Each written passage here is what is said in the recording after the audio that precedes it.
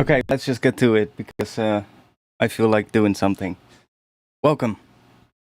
Hope you're all doing good. I'm doing pretty good. We're gonna do some resampling first today. I've been doing something in the past few weeks, basically just experimenting a bit with resampling, and I found a pretty interesting technique that I kind of wanna start with today.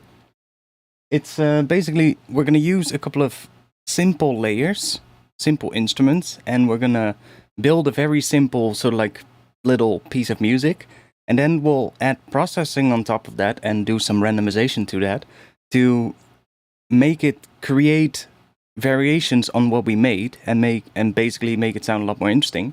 But we'll do that in a controlled way so that we can kind of still in a way predict what we're gonna get and still so that it's not like completely random, but it's actually gonna be within the particular scale and within the particular context that we can actually use it. So, welcome again. Let's do that. We're here in the blank project. We're gonna do this in this project first, and we're probably gonna have to switch over to a new project when we actually start trying to make something with it. Because earlier I did this today and it brought my computer almost to its knees. So we're gonna see how it turns out. How y'all doing?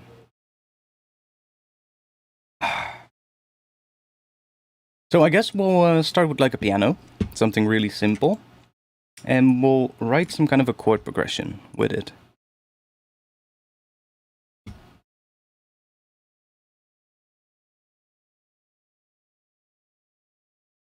Let's just do that. And let's just add a little MIDI clip here. And yeah, should we just do F minor?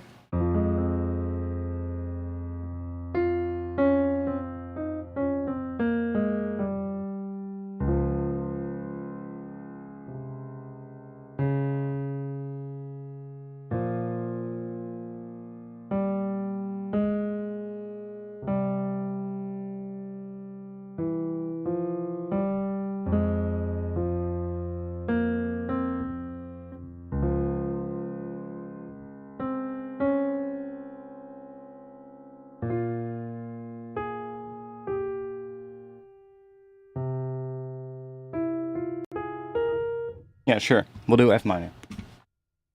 Why not? Yeah, exactly. So we'll just start with something really simple.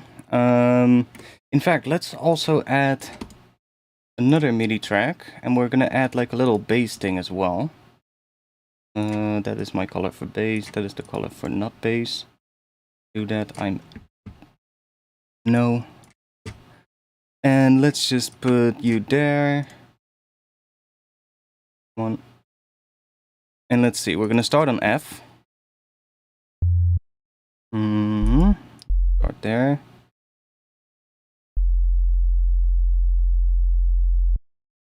Let's do that long. Let's make this longer.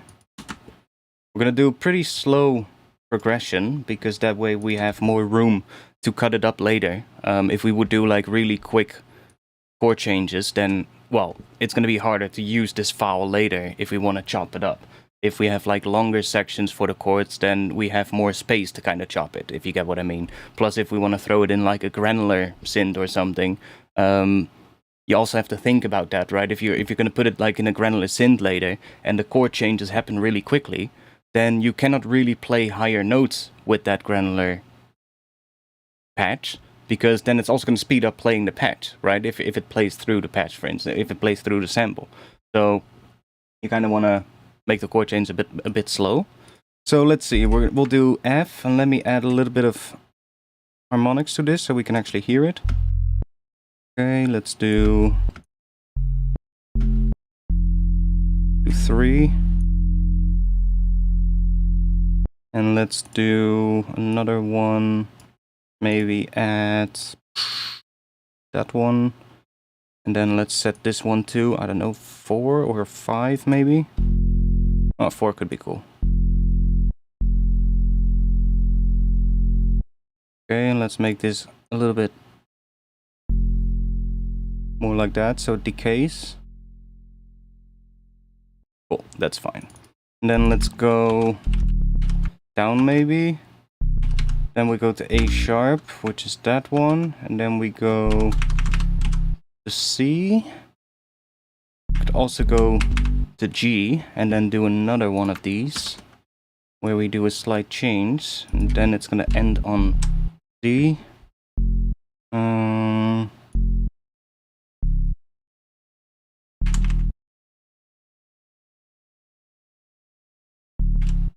Let's just do this for now. And let's maybe low pass this one a little.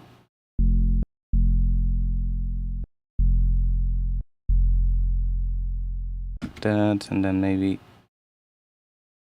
give that a bit of that one.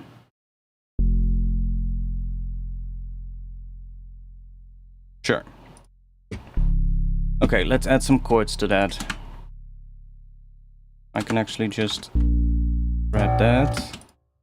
That's gonna be really loud, so let me this.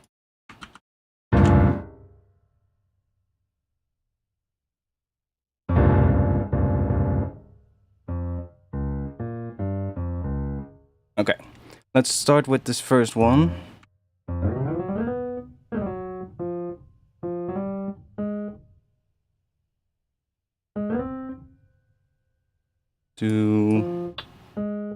Let's bring these up.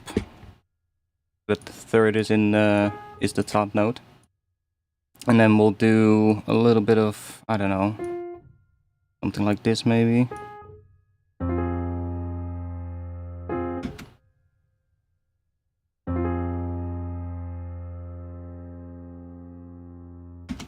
We can, while we're doing this, we can also do this real quick, so it's a little bit quicker.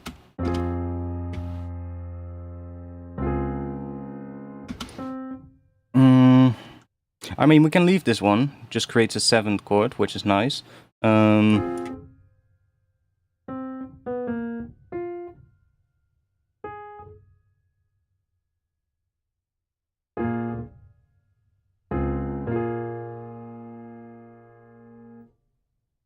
Sure, why not?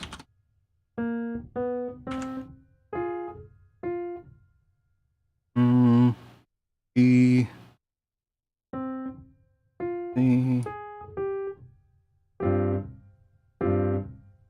Sure, that works. Copy that.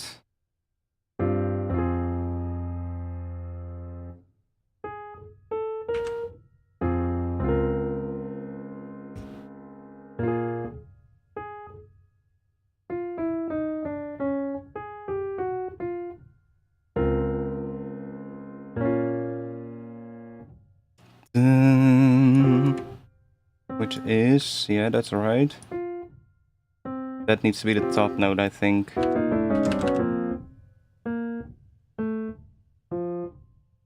Let's see. Wait. Let's make that C. Let's do that. I just want to have a good amount of variations. Maybe even...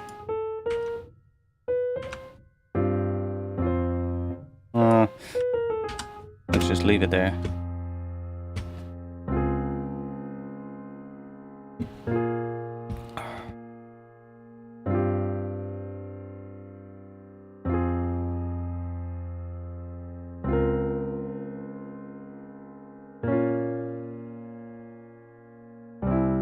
Yeah, that's nice.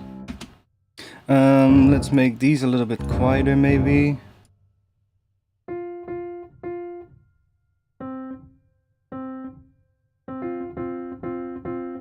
Give them a little bit of variety.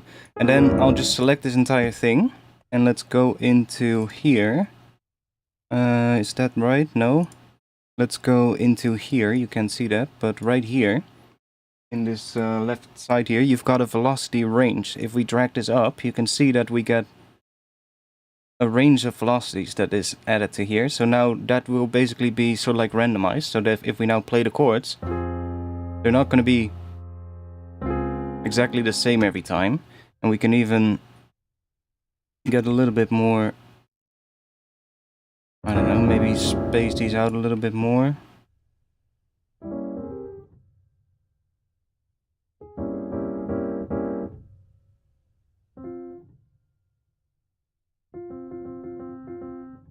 Like that. Maybe give that range, make it a little bit bigger.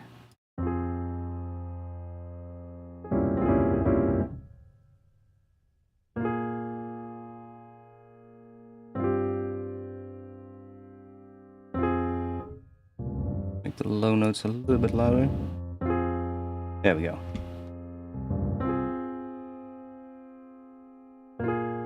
Okay, cool. So now let's go back into here, select everything and double that. So it's back at the tempo where we need it at.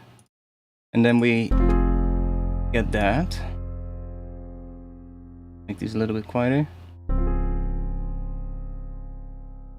So I kind of want to add another layer to this piano. So I'm going to, let's just duplicate it. And let's just make a new clip. Let's make it this long. Loop that. Let's see.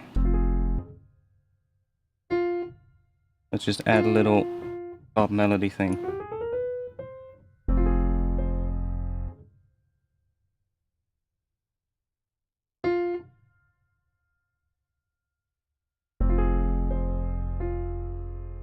It doesn't matter if it sounds really basic or if it doesn't sound interesting. That's what we're gonna fix later with the processing.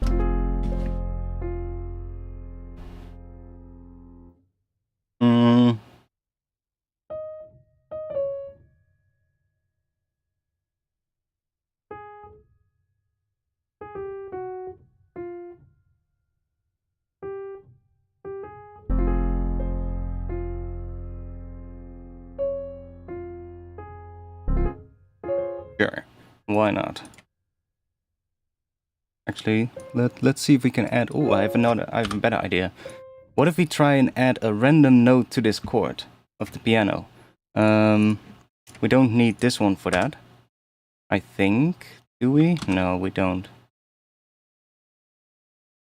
Oh yes, we do.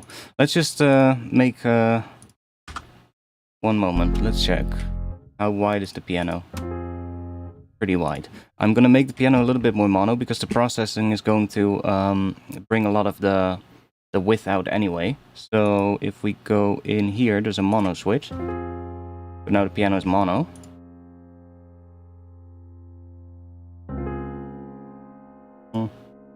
That was alright.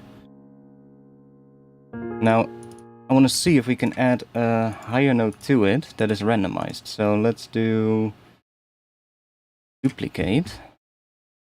And I'm just going to add basically a higher note on top of this. That. And we'll just add that right there.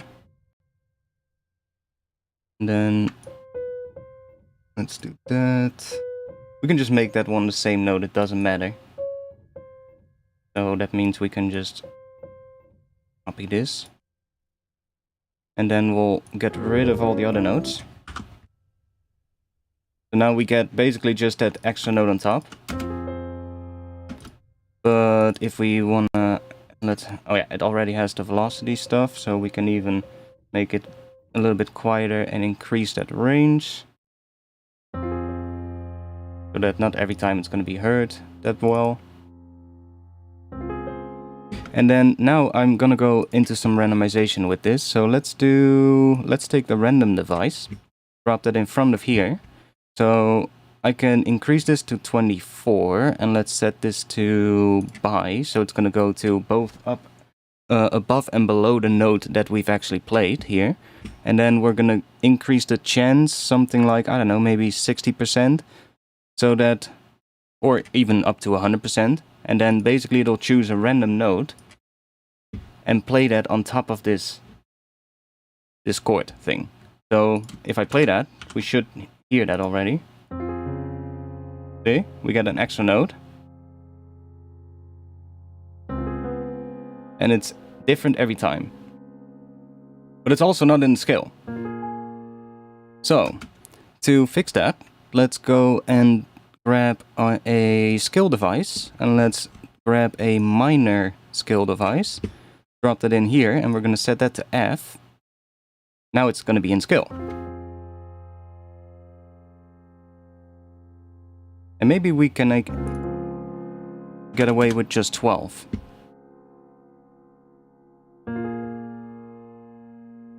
Now, I think it could be cool if we also include the harmonic minor note in here, which is, here we have the D sharp, 2 D sharp notes. If we just enable that one, that is E, which is the note that makes the regular F minor scale F harmonic minor. So if we include that, then this extra note can also sometimes be the harmonic minor note, which is kind of interesting, might add a little bit of spice. So that's just going to be there.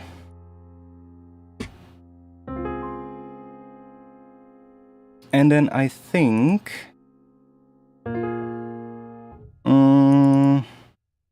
should we add another note in here? What if we grab this one as well?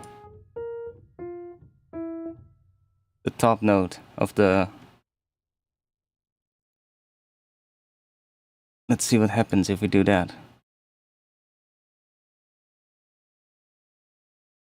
Because now these 2 notes will be randomized.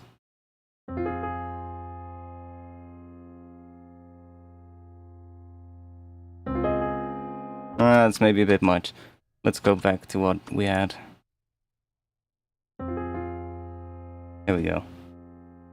Okay, that's enough for now for that. So that is just our piano. And now, let's see, we have the bass on top of that. Might be a little bit loud. Back that down a little.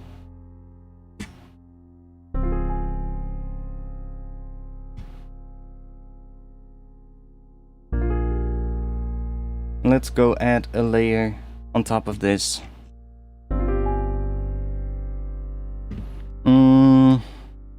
We could do another piano layer. Yeah, let's do another layer with a piano. And I have an idea. Let's grab another piano. And we're gonna turn these off for now. There's a siren going off outside. Not sure what the hell is going on, but...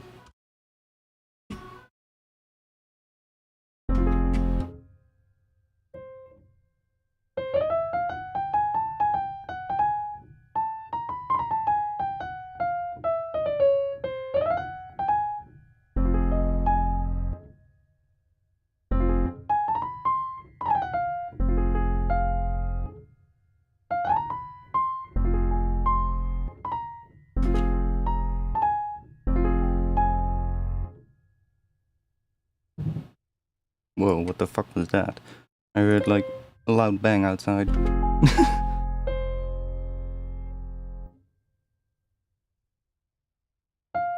We just want to have some notes in here. It doesn't really matter too much.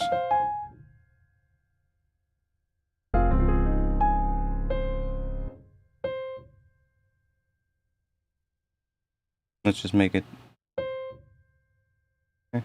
We're gonna delay a lot of this one, so we're gonna add some grain delay to this one to really add some weirdness to the piano. Sure.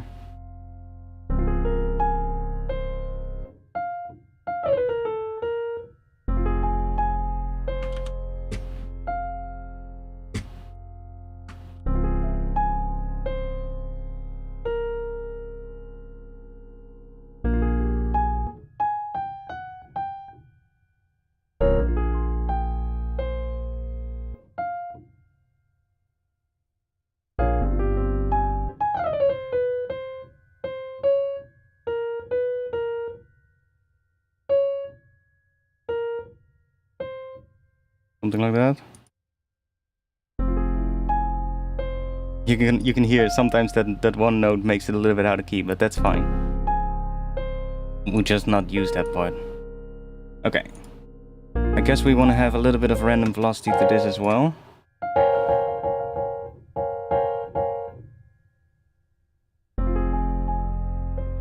Sometimes it'll be the same note as well, but that's fine.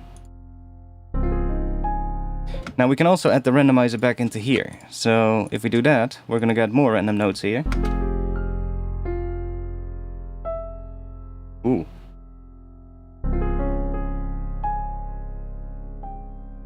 That's cool.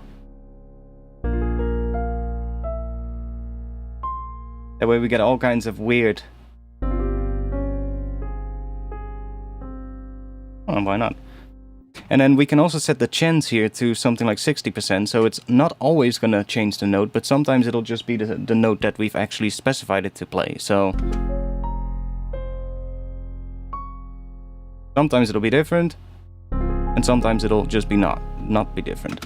So now, we can start processing this one, but we can also add another layer that plays a synth, but listens to these notes. So it's always going to play the same notes as this one does, and then we can do some processing so that they're not always playing at the same time. And that's, I think, going to be really interesting. So let's grab, I guess, a serum, maybe?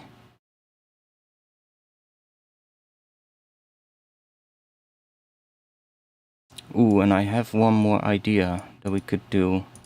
Not sure if that's gonna work with this.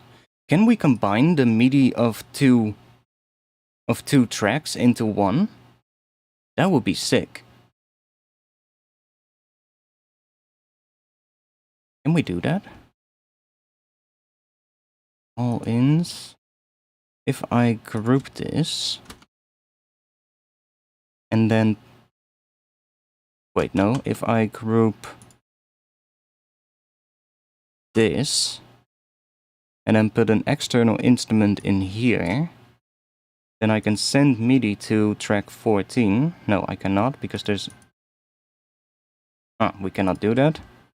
I thought we would be able to send MIDI to there, but I guess not. If we set this to no input, can we do it then? No. Why can we not send something to track 14?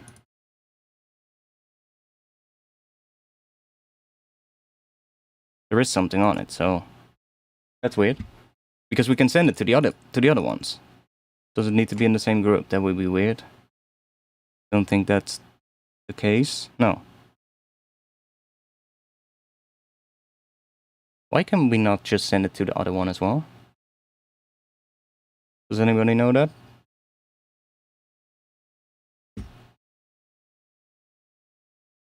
That's weird. Because then I guess it would be solved. Well, we can select it here.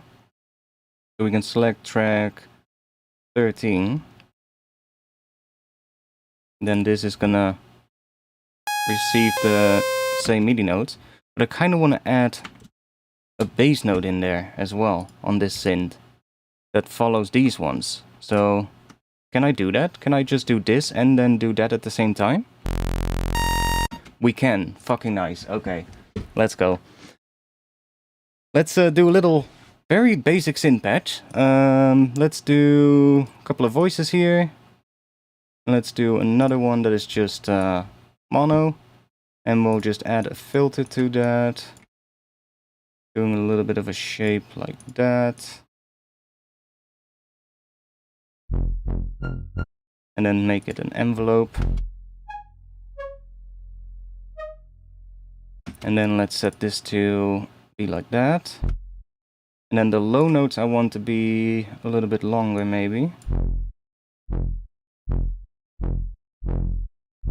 That's about right for the low notes. So let's just add that to here.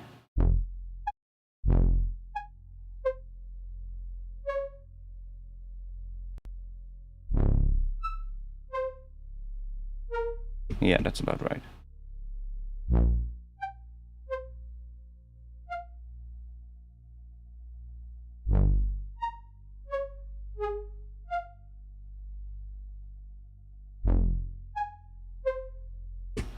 I wished these... We can do this. We can put a pitch device.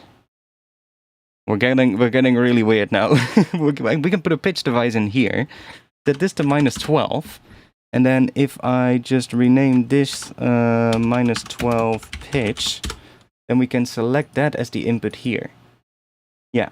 So we can say post effects, and now we'll get an octave down from this one. I thought we were gonna get. Okay, so that doesn't work.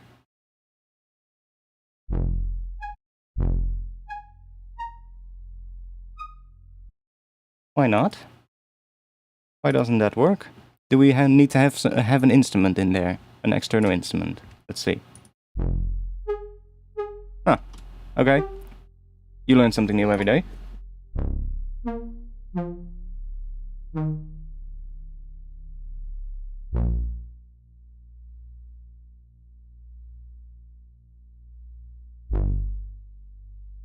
It's just not always playing. Oh, it needs to be armed. That's fucking stupid.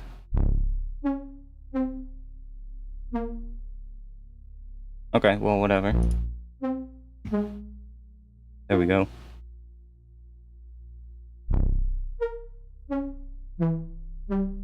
Cool. Let's do some stuff to here. So, I'm gonna do that so we get some higher, some quicker ones, and then we're gonna add a macro to this and just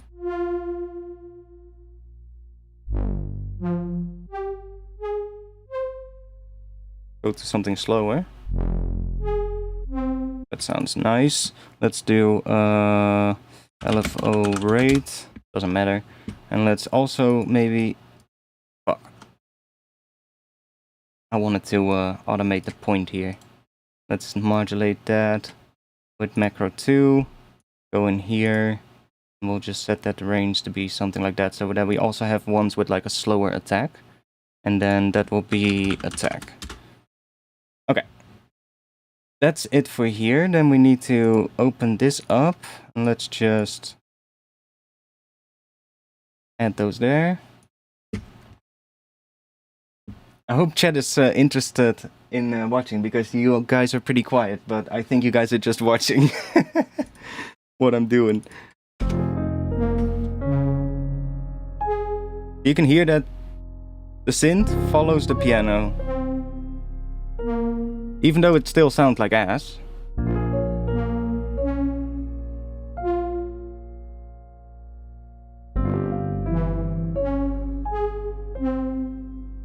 We're getting somewhere. So, should we add one more thing? Now I know how we can do this, so I guess we can add something more to this one, make it a little bit more interesting. Let's create another... Wait, no, we need to do that in here. Let's group this. Is that right? No, let's group this one. And let's create another chain in here. And I'm going to chuck a random device in here. Let's just chuck this whole thing in here. So now it will create another node, and let's make that node maybe above the one that this one is. So it's going to create another node based on this node, or the node that comes in here before this pitch device. And it's going to create another node, and it's going to choose a random node in the scale. But then if we add, let's see, if we add a node echo device right here, and we set this to mute so that it's not playing the original one, but only the echo one, and then we bring the feedback down and maybe set that to something slow, like 4 or 6 maybe even, then we should get another note added in here after every note that is playing in the high note of the melody.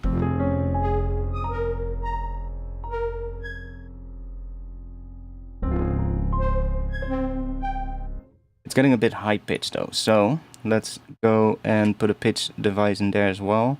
Guess we can just take that one. Plug that in here.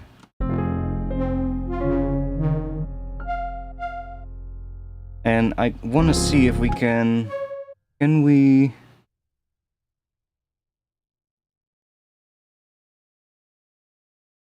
Do we have a way to... Say I only want that note to be played every once in a while? I guess this is going to be too much. Let's not do this one. It's going to be too crazy. It makes the whole thing sound too chaotic, so... Let's just go back to what we had. Okay, let's start doing some processing then. And seeing what we get. So...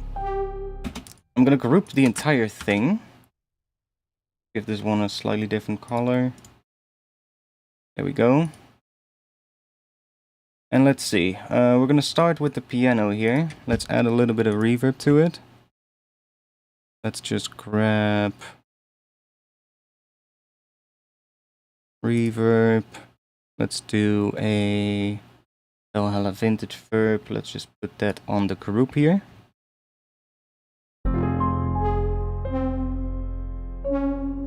Just a subtle reverb.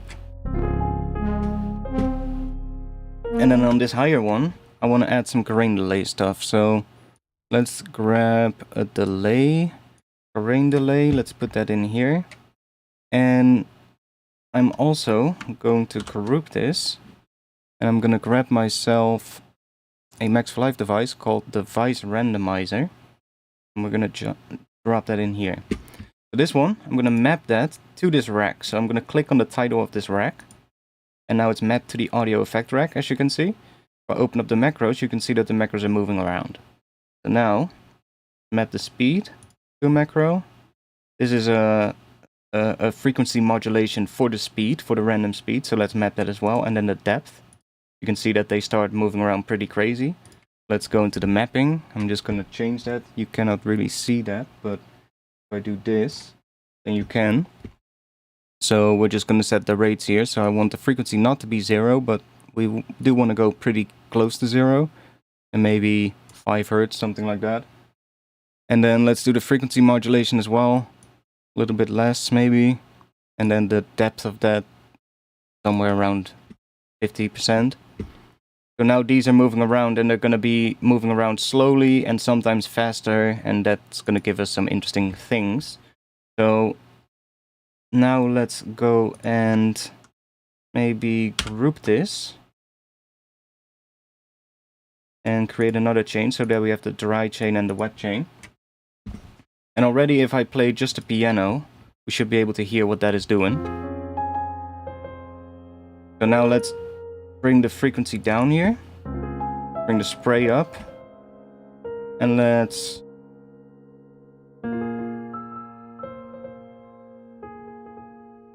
three maybe. Give it some feedback.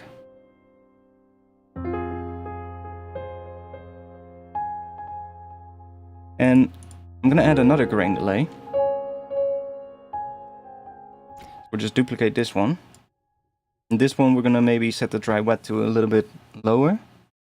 And then let's set the pitch to 12 with no feedback. Or let's actually do that in front of this one, so that this one, the pitched ones are gonna be delayed again. See what that does.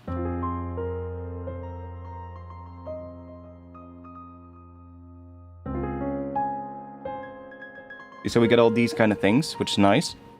Now let's grab the spray of this one and the spray of that one. And let's map those both to a macro. And I'm just going to map these to macro 4 here and macro 5 there. So these are going to be moving around randomly. And I can also do this with the dry wet even if I want. Just to get some more interesting things.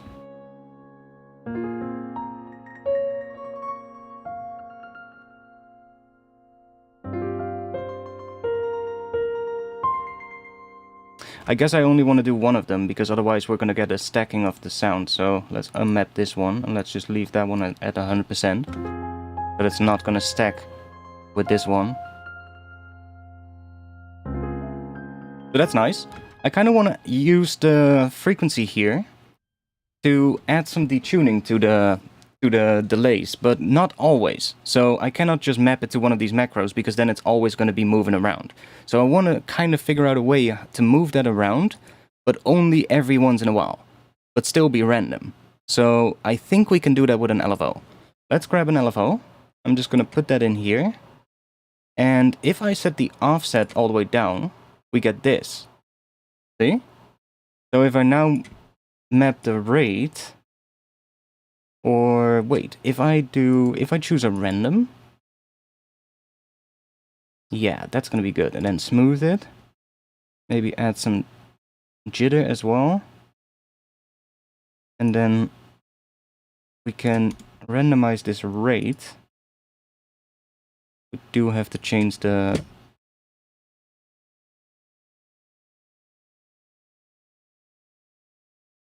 That looks pretty good. And then if we bring this down, then we're going to get even less.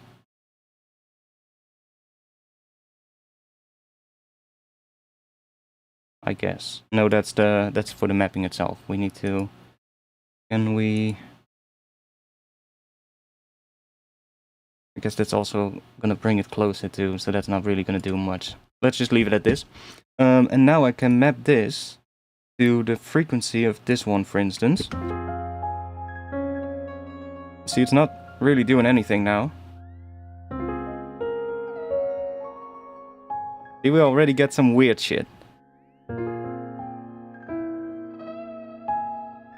There we go. I just don't want it to go up that much, so let's open the mapping. And let's see, which one is that? Wait, which one is that?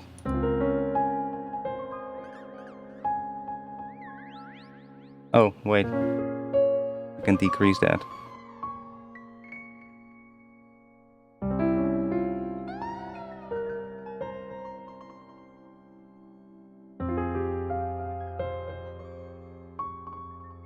Very subtly I want it, so...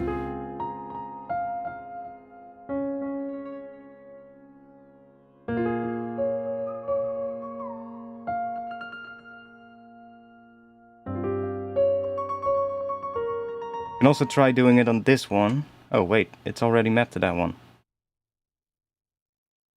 Oh no, wait. Frequency. My bad. We can also do it on that one, see if that sounds better.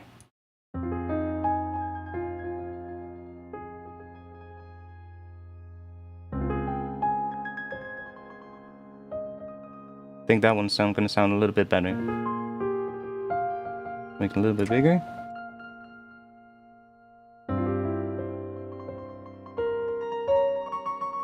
Yeah, that's nice.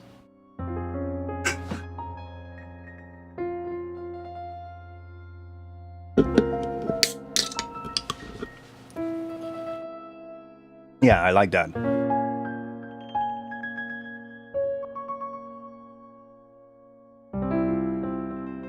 I'll do this for now, so you can actually see the whole mapping thing.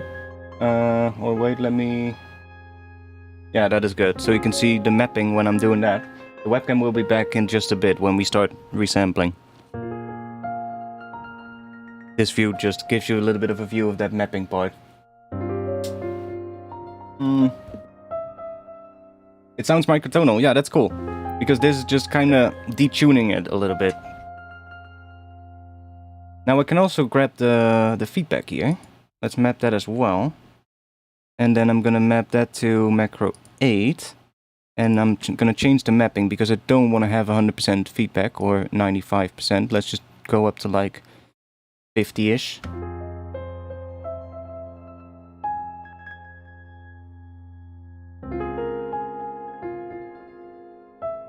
Cool. So, on the group of the entire piano, let's do some processing there as well. Let's start with doing a bit of filtering. I'm just going to take a filter, I'm going to put it actually before the reverb. And I'm going to group this. And we're going to grab another one of those device randomizers, obviously. And let's map that to the rack. So now that's mapped. Do the same thing again here, so just do that. I should make a preset for this, by the way. And that one. And then change the mapping. Go in here. And have this, that. We can change this one. Do that. There we go. Let's see, modulation depth about 50-ish, and this one's gonna go down. A little bit up. That one's gonna go up a little. And then let's bring that down as well, so we have a little bit less of a range. And now let's grab a low pass filter, and I'm just gonna map that to another macro here. So that's gonna move around. And it's gonna move around fast and slow.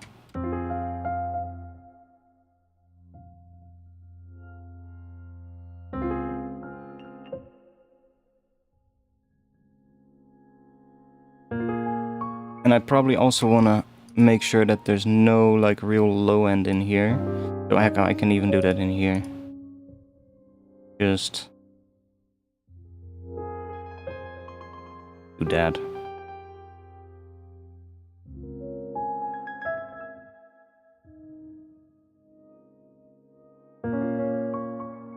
Okay.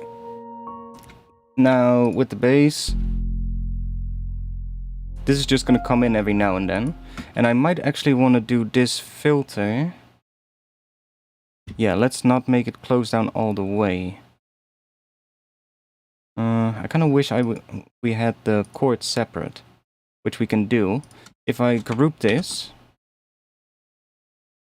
oh wait, no. Ungroup that.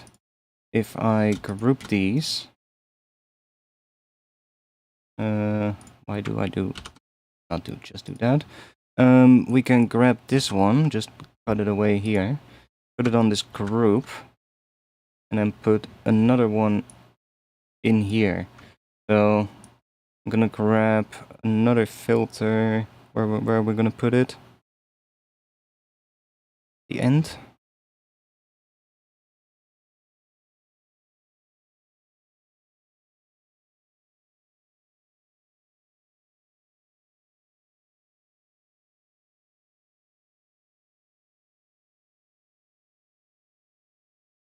Okay, that's moving around, and then this one already has one that's moving around, and we don't need the high pass here.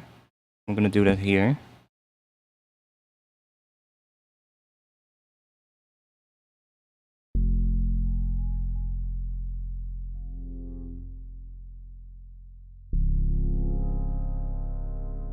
And then we're gonna go into these, and we're gonna change the mapping a little.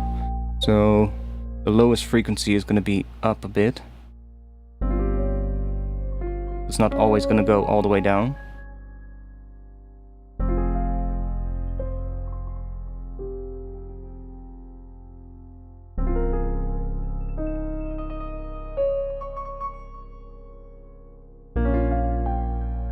Guess we can do that here as well. Mapping. Wait, we need to have the mapping of the other rack. This one. Let's make that go up. Let's say 150. Cool. CPU still doing fine? Yes, we are. Okay, let's get back into this one, because that's gonna make things more interesting. So these notes are pretty low. Let's bring these up an octave.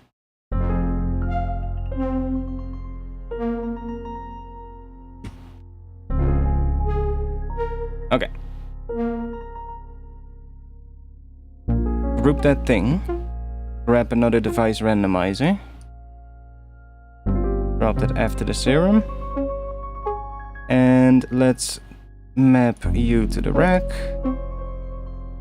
Map you. Map you. And map you. Go open this up. Range's gonna go down a bit.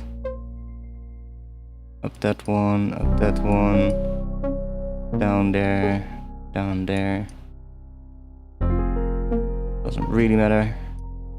And let's map macro 1 to a macro 2.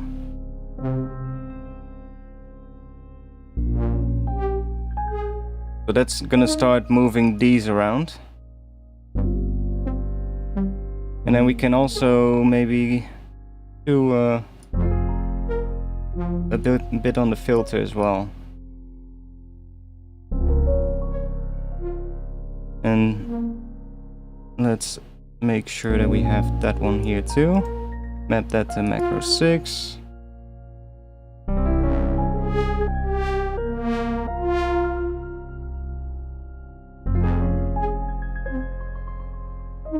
That's nice.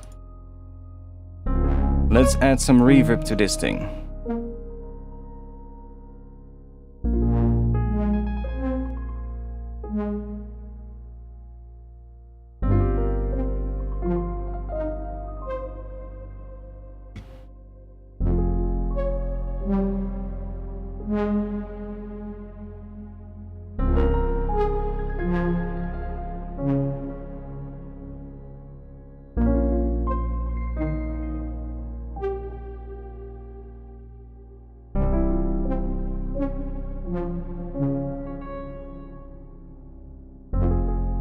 Do we want to have a grain delay in this one as well?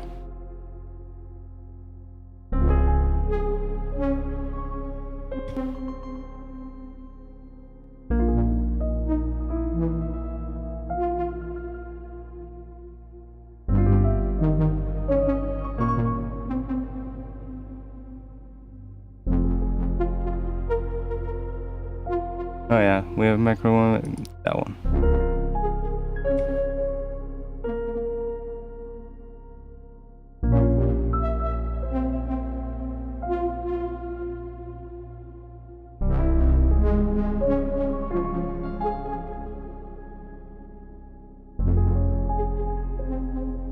Yeah, that's about right.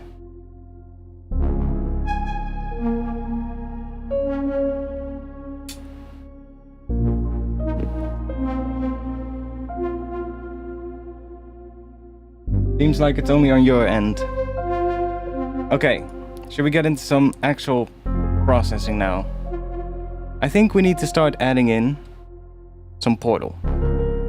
So let's go and grab an output portal.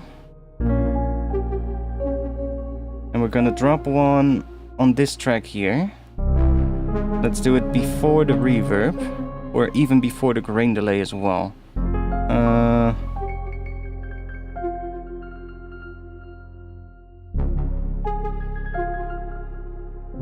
Wait, where's the device randomizer in that one? Is it here? Huh? Oh, it's there. Nice. That's better. Let's put it in front of here. And let's just open some preset. I have one that I like, this one.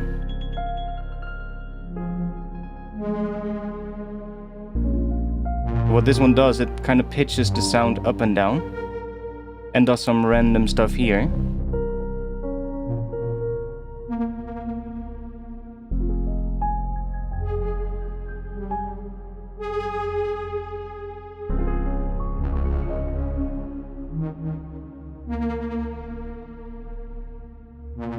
I think I want to have the dry wet in here though, so let's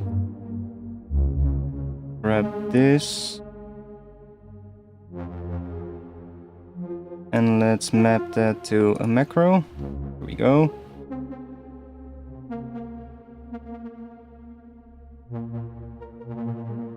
That's just doing some stuff.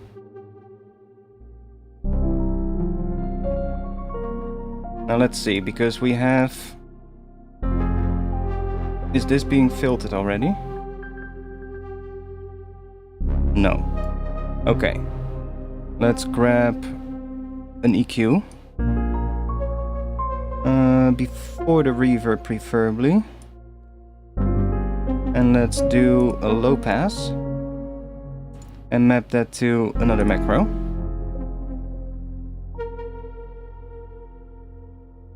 And we can maybe change the maximum or the lowest to be something like 140, something like that, or 100. It's not gonna go down all the way, but we do get that.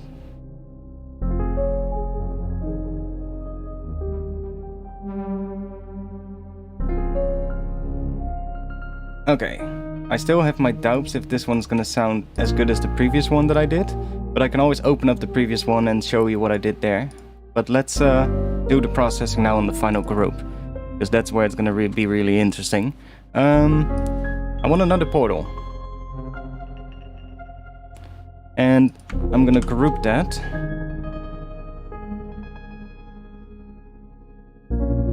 And let's see. Let's find some cool preset that sounds interesting on this.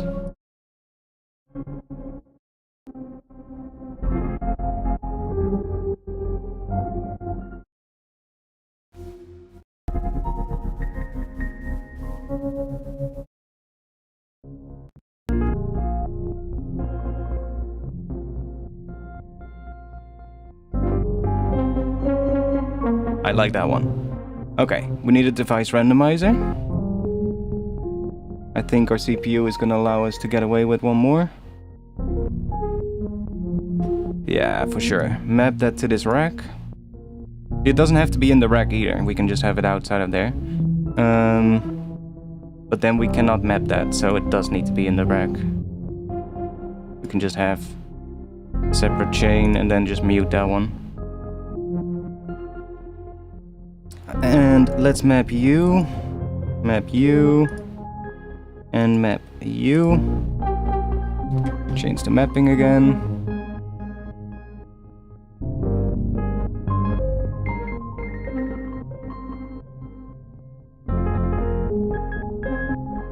And then now we're gonna open up the portal.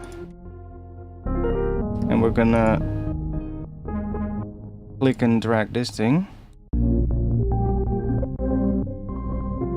And then we're gonna map those to a couple of macros. So you're gonna move around.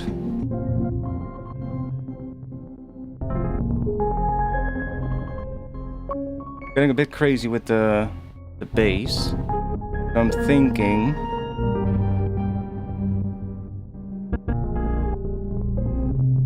put the bass outside of this group.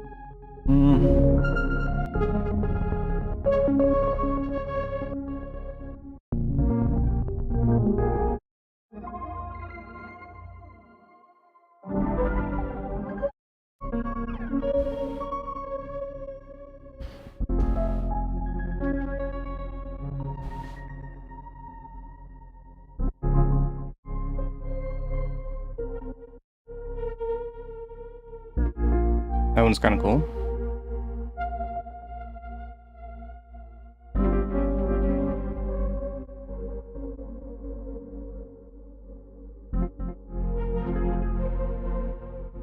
I like that one. Let's high pass it though, so that we don't get the bass from this one.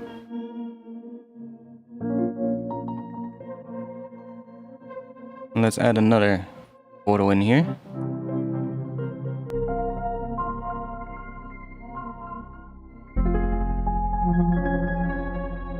Try that one.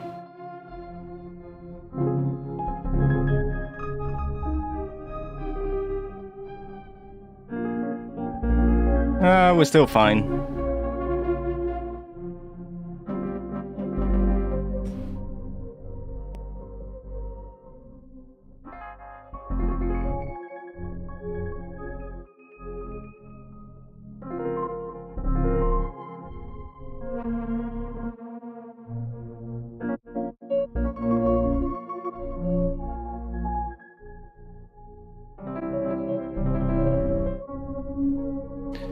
Let's add a thermal as well.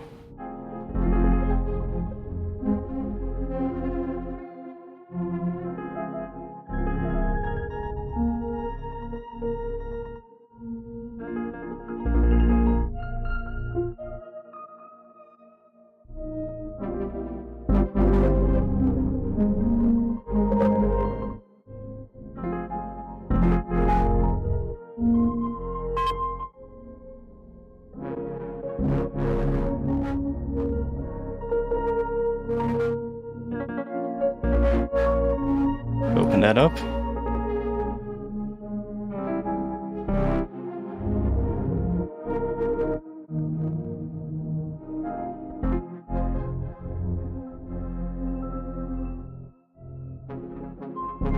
And another portal.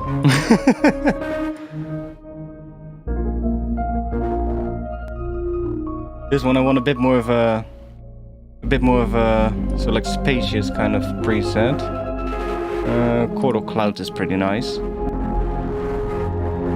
Gonna be pretty crazy now, but bear with me. See, that is kind of cool. So let's map you.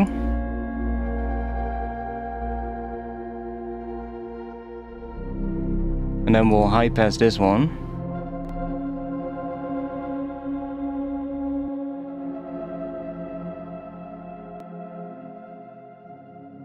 Something like that. Add a low pass in here as well. Let's add that to another macro. So it's gonna come in every now and then. And then we can even maybe add another high pass. Do that to another macro.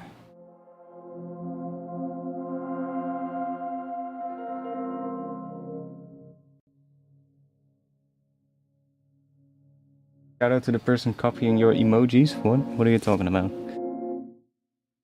And let's see, let's change the...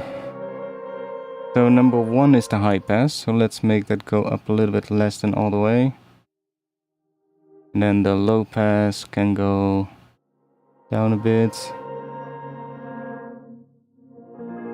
And then let's add some reverb after that. Let's do... Maybe a Valhalla shimmer could be cool.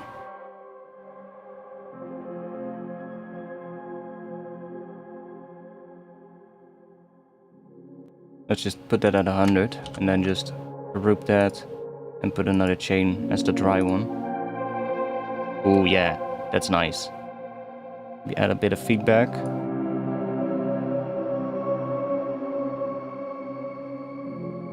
And then make sure that we don't get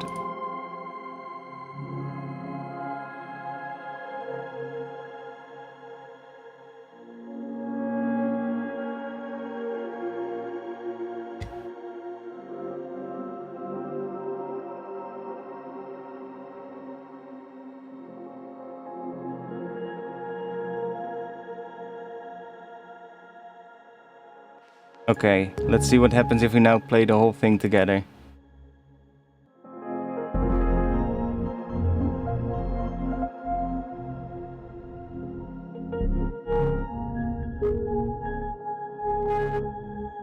This one, that's a distorted one. That one is not filtered yet.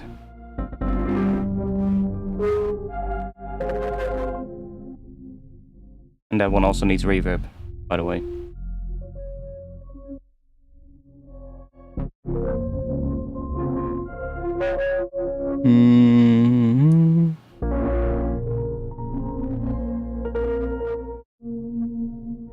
Shit's getting crazy now.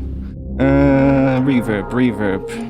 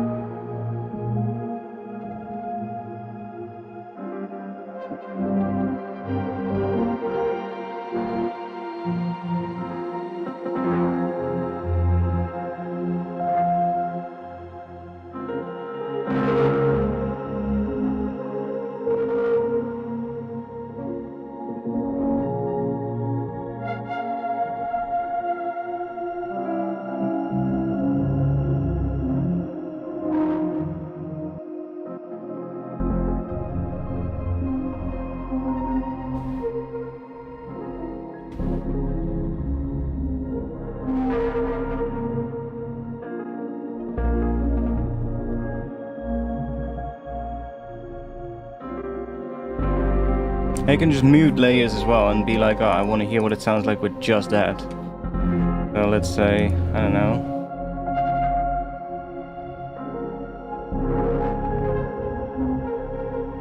Just piano there. Now I think I'll open up the other one as well, just to show that one real quick, because that one did turn out better. And I already resampled it, so we don't have to do that either. But we can resample this one as well, because the chords are very similar.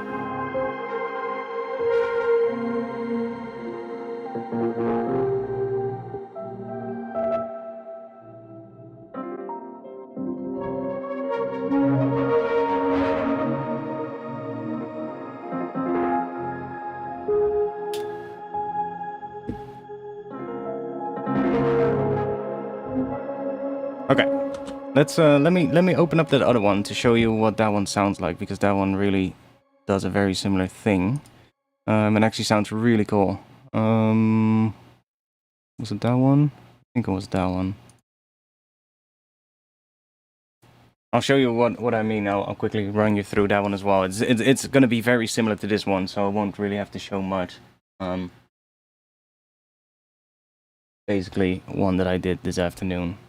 I called it October 10th in the project name, I see, but that obviously should be different. Because it's not October 10th today. Yeah, see, so we have a very similar thing here. Let me actually just turn the processing off.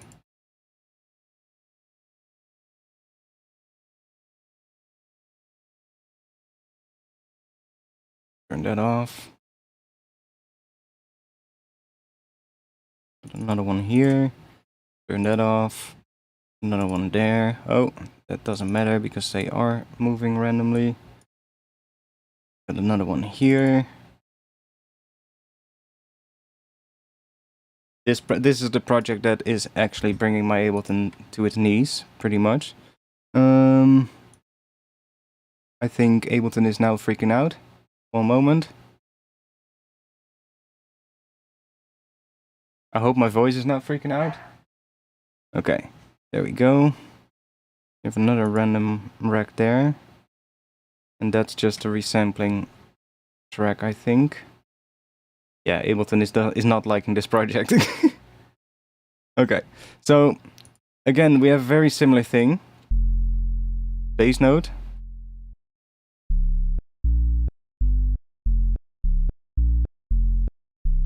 Right? Then we got a piano.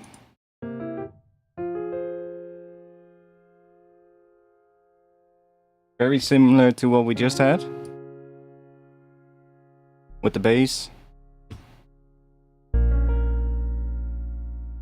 Then we have this group. In here we have an Omnisphere synth kind of thing. Very cheesy, actually. Like, oh my god. Are we gonna make house music? Something like that. Something like weird EDM shit. But it doesn't matter. That's the beauty of it. Then we have this thing, which I think is the same notes. Yeah, it's the same notes, but then twice as slow. So together they get weird. Like that. With the chords and the bass.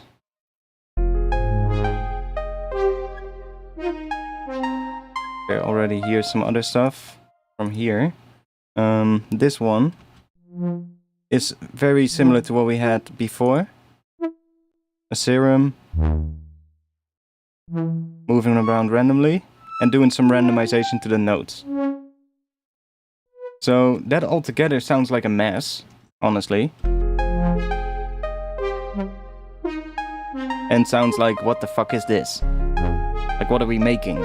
Making weird elevator music or something?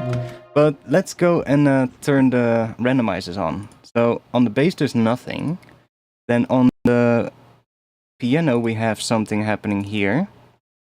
So we've got a high pass filter and then a low pass filter. That's literally it. From the looks of it. Looks like there's more. Oh yeah, that's the the stuff from the device randomizer. So it's only a low-pass filter that's moving around on the piano. Sometimes we don't even hear it. And then sometimes it comes in. But like you can see it, quite often it's also really low pass, so then you don't hear it at all. And it's pretty quiet. But sometimes then it does get a little bit louder. See, so that's just the piano. Next one, we've got this weird omnisphere thing, whatever the fuck that is. Another one of those racks. This time we've got a high pass and a low pass. So this is high pass pretty high and then it's low pass. Then we have that grain delay thing that I showed earlier to make it a little bit atonal.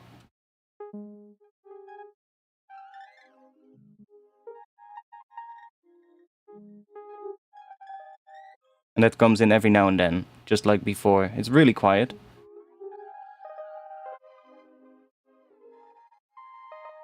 But just adding a bit of that.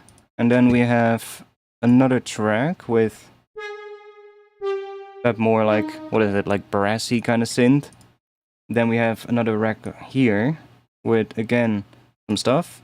Low pass, just like before, moving around. And then we got a band pass that is moving around with some reverb on it. So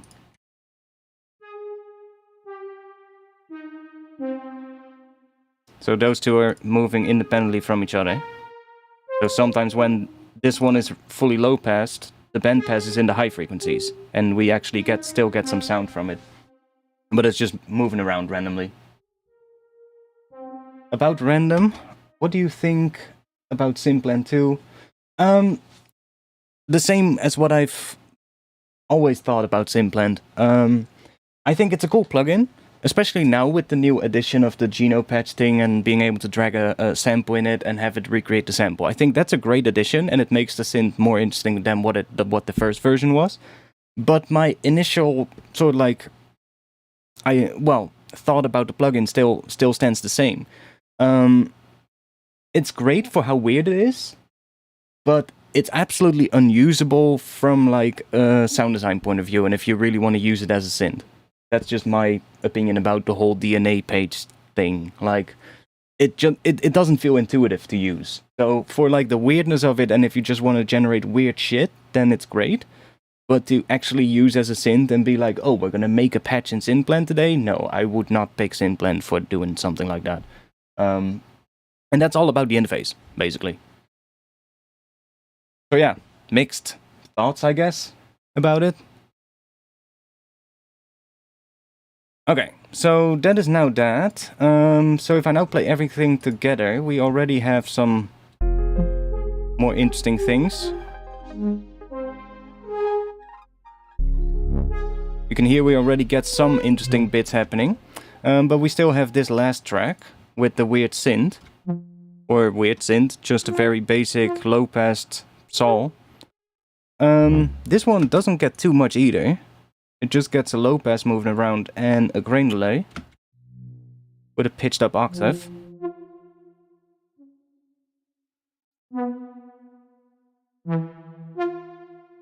But the dry wet is all the way down.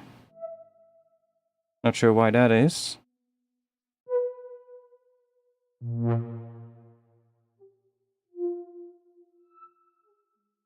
Why are you not moving around?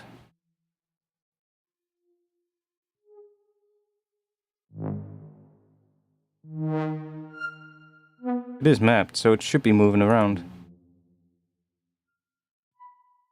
Ah, it's not. Oh yeah, that's a little glitch from the... or glitch. I think they made it that way, but if I do this again... Yeah, see, it's not mapping the dry wet, so we're gonna unmap that for now. Remove that one. Yeah. Then we're gonna map this to the rack again. So that macro is now moving around again. And then we're gonna map this. And it should be fixed. Now it's moving around.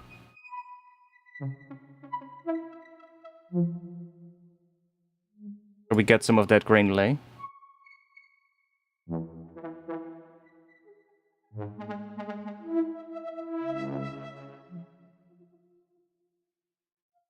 So now if we play the entire thing together,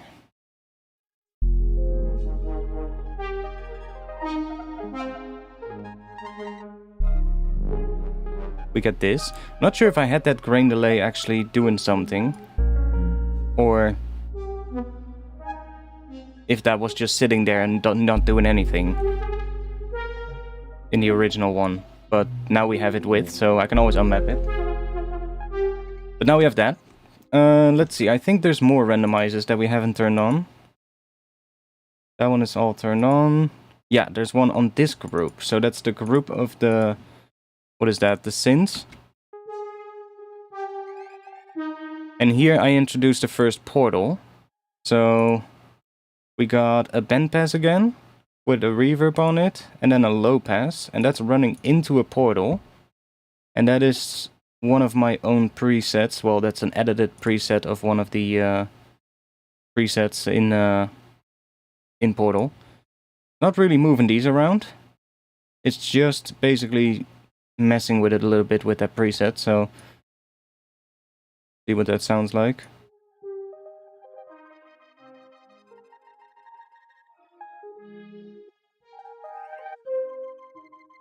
Yeah, just adding some weird.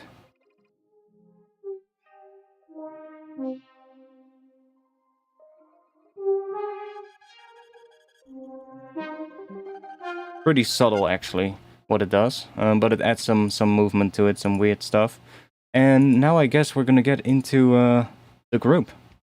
So, play everything together.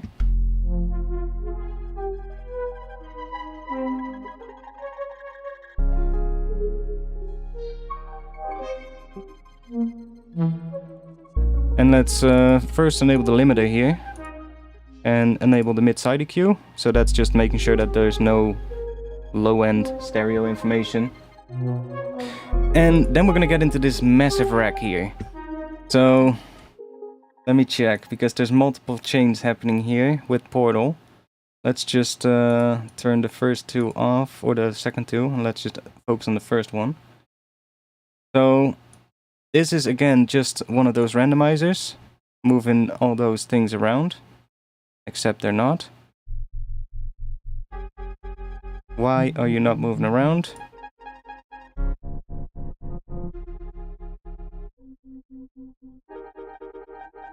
Okay.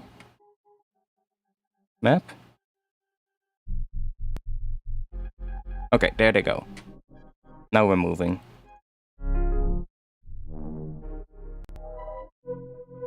So, first portal. This is just that preset that I opened earlier on the other one. That's moving the pitch up and down. And it's also messing with the speed a little bit. Some of the other settings.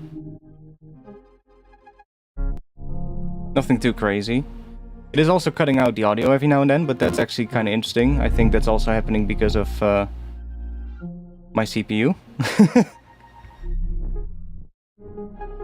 Okay, let's go to the next one. So this one is another portal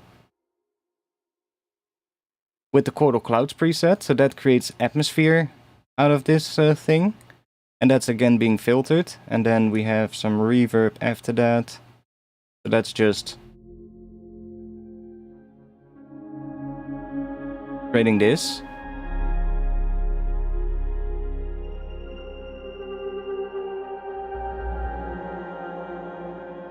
Which in itself, you could resample this one by itself. You've got some beautiful pads.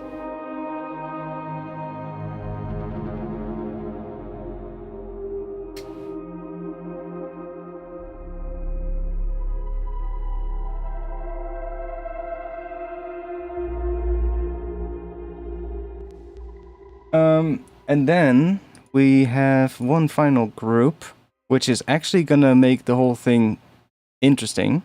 This group has a portal and a thermal. So we've got a portal, just a random preset, pitched and glitched. And then we have a thermal with another random preset. Which one is that? Overhead slam. moving around. And that is being filtered randomly, and there's a reverb on there. So that one by itself sounds pretty interesting. Can get pretty distorted as well, but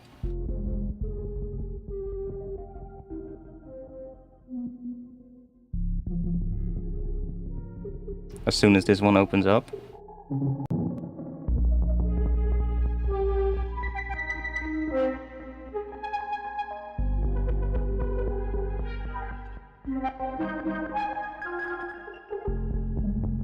I think the Granular is doing something now that I didn't have before. So let's unmap this one. I think it was that one, right? Yeah. Let's unmap that and just... I guess we can just get rid of this one. So that's also not using CPU. So that's the entire thing.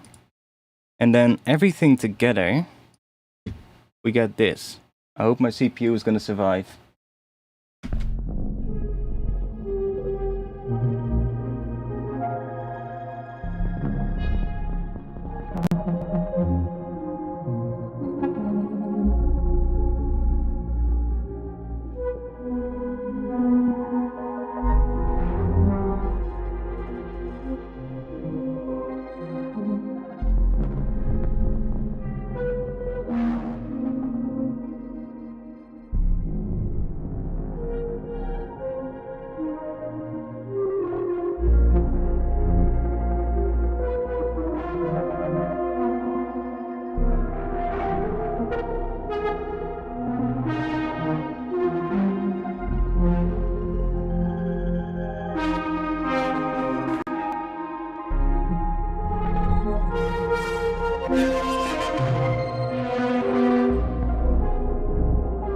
And obviously some parts are going to be usable, other parts won't be usable. Let's actually do a little resampling thing. I also figured out that you can actually resample this, and if your CPU drops out, then the recorded file usually does not have that dropout in there. It usually just records fine. So you can just do this. And you can also mute elements here and kind of get more sparser versions of the whole thing.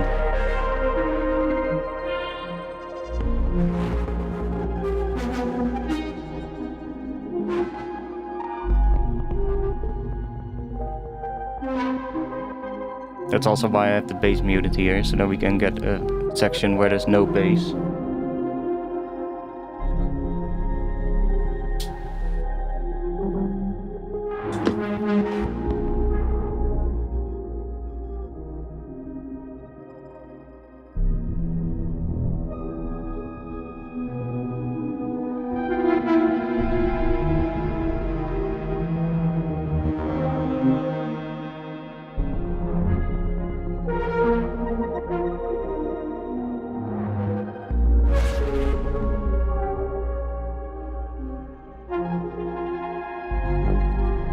Yeah, it's just gonna create all these weird artifacts and stuff.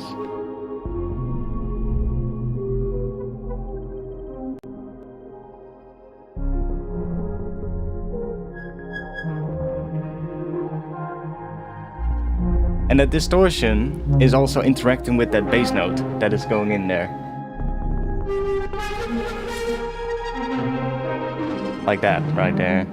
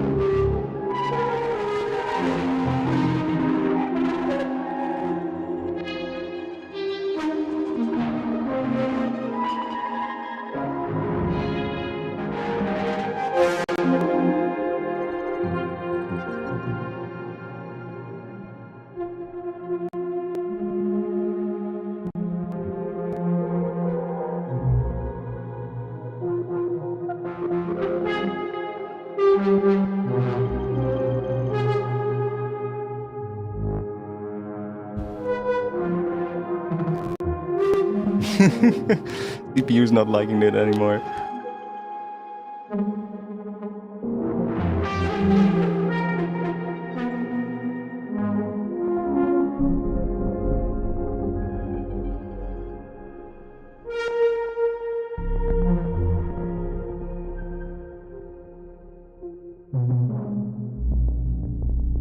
Ooh.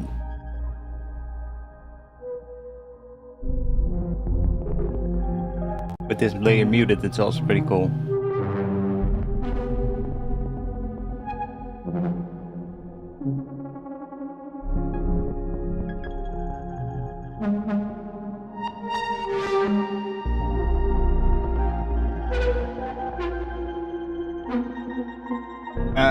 There's so many randomizers here that it would be pretty much impractical to have that, I guess. Not sure if you could record the automation. Not sure if Ableton would like that, if I would have it record that many automations at once. But you're basically just instructing the computer to do something in a sort of like constrained environment, right? I've kind of told it to do these things, but within a certain, I guess, limit.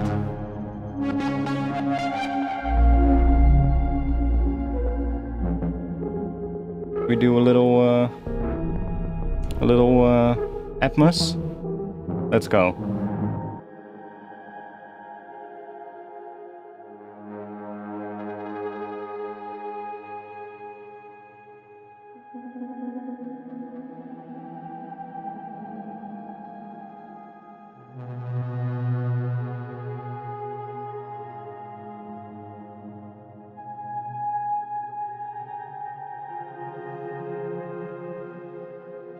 Interesting pads.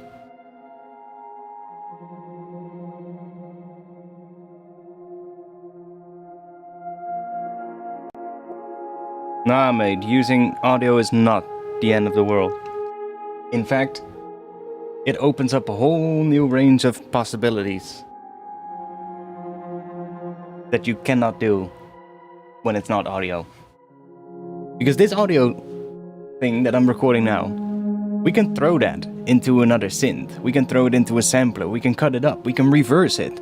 We can process it again. Right? So there's so many options we have with this still that I wouldn't really worry too much. Let's mute the bass. So we're not going to get bass in this next section. I want to get some more stuff here. Let's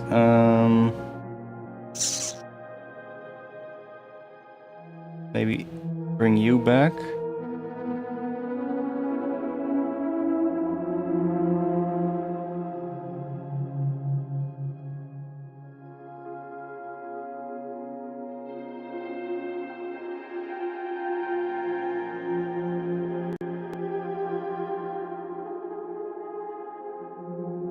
And by doing this, it's moving all of those knobs around, right? I would never be able to do this with my two hands. So, like, you're telling Ableton to do something, and it's just gonna spit out a lot of things for you that you can then use and make something with. And because it's just moving stuff randomly, you know, you're gonna get all these happy accidents of things that you are gonna be like, oh wow, that sounds sick. And you probably would have never made that. Would it have just been for you just using MIDI and some automation?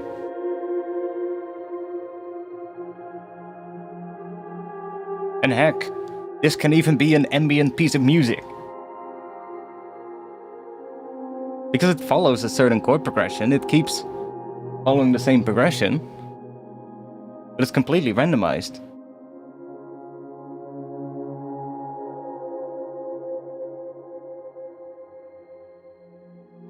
And by muting things here, like we're doing now, you can even create these parts where it's less dynamic, or where it's quieter and louder.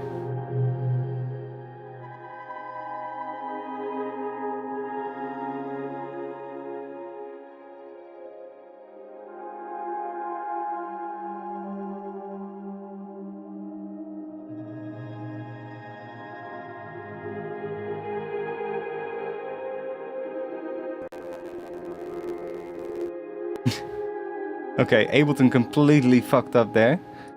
But the audio is still recording fine. There's no glitches in the audio.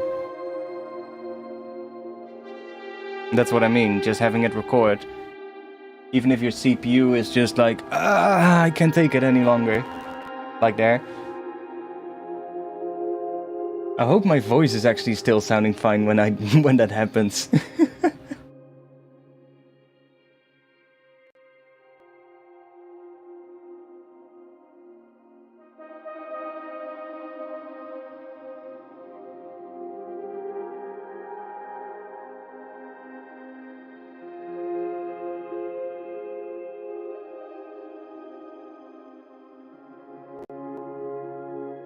Oh, that's actually pretty nice.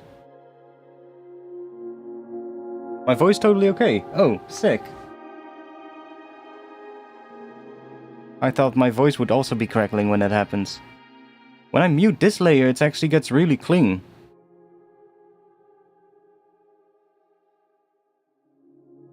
Yeah, you could do this for Reese's as well, sure. Like, you can just take a Reese bass, and it's all about, like, right here. It would sound, like what you're describing, 99% of it would suck. That happens if you just randomize stuff. But what I did here is I really went in and I told these randomizers to only randomize for particular ranges, right? Only do like this amount of randomization so that it's only randomizing in the range where it actually sounds good. And by doing that, and also the note randomization that happens on here, because there's some MIDI notes randomly being generated, those are being generated within the scale, right? Because that's then conforming it back to the scale again. So I'm telling things to be random, but in a controlled way. And then the better you do that, the more of the outcome of this patch, or this whole thing, is going to be usable. Whereas if you would just say like, oh, just do stuff random, regardless of what happens, just do random stuff. It's, yeah, then 99% would probably sound bad, and you might find like 1 or 2 gems in there that make you go like, oh, that sounds cool. Okay, let's bring back in that one.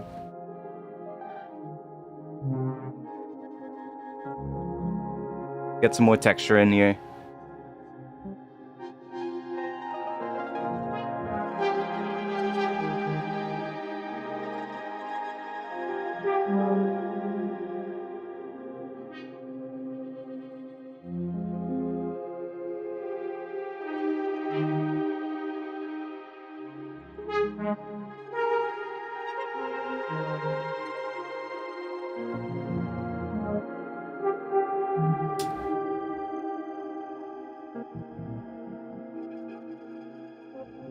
This is like the Brian Eno way of making music? Yeah, it is. Brian Eno, Richard Devine, plenty of people that do it this way. A lot of ambient music is created like this. It makes sense, you know?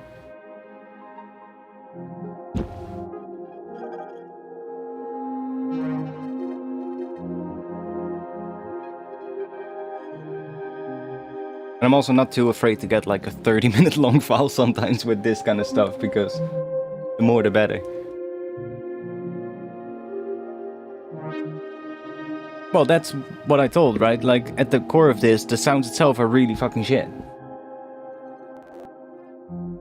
Let's bring the bass back.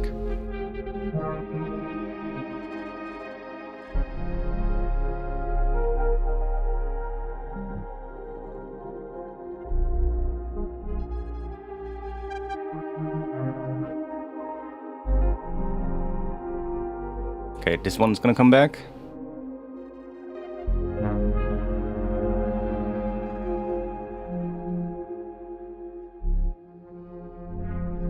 I also should have moved my mouse, because the more I move my mouse, the more my CPU is like, yo, please don't. And now this bottom chain is the one with the distortion, right? So that's why it now sounds pretty clean. So if I now bring that one back, we're gonna get bigger again.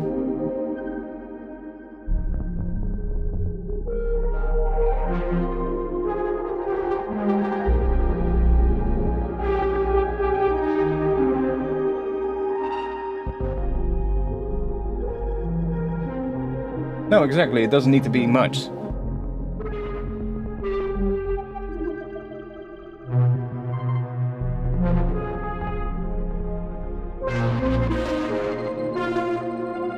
This is already doing quite a lot, because, you know, I'm doing it more for like resampling purposes. But if you would actually want to write like a piece of music, then I guess you would do a little bit less. Okay, should we take one of these out?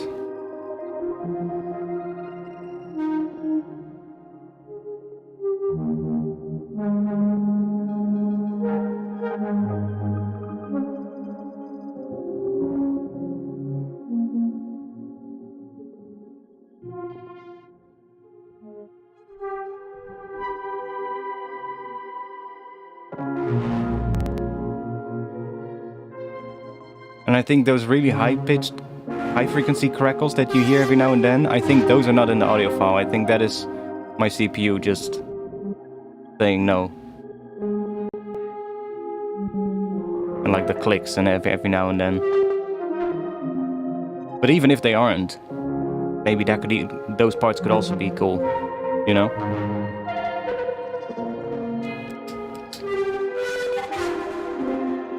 I want to do one more section with the bass and then we're done.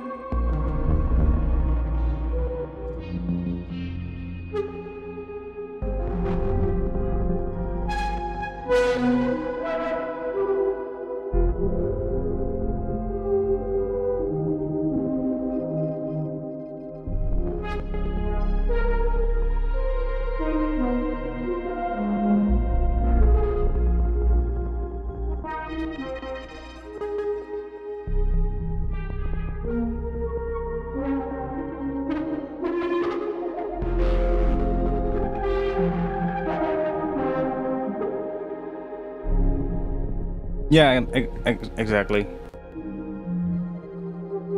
A lot of those randomizers are moving around pretty slowly, right? They're not really moving around that quickly, so that's why it also still sounds pretty alright in a lot of cases.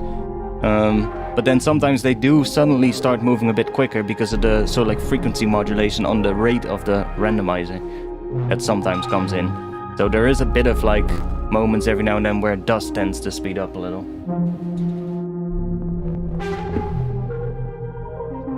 Okay, let's do one final clean section.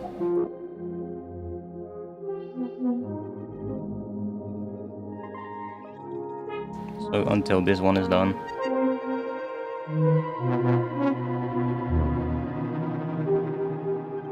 That was really weird.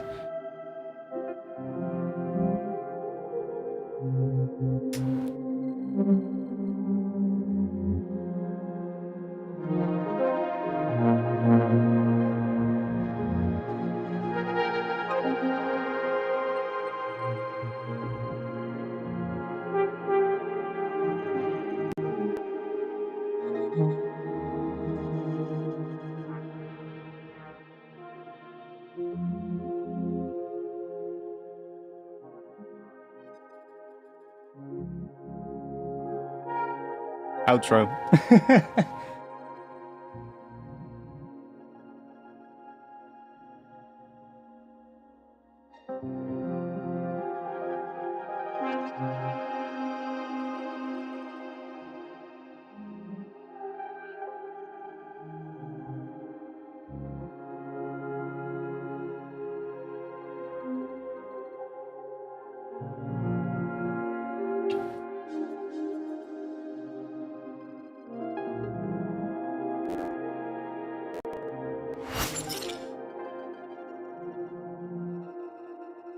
Let it fade out.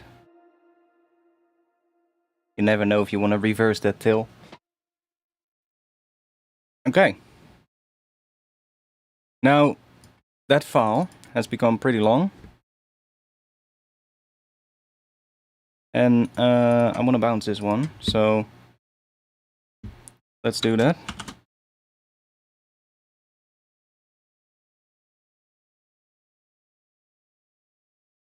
How long was the longest resample recording you ever did before? Not talking about Paul X. Probably an hour and a half, something like that.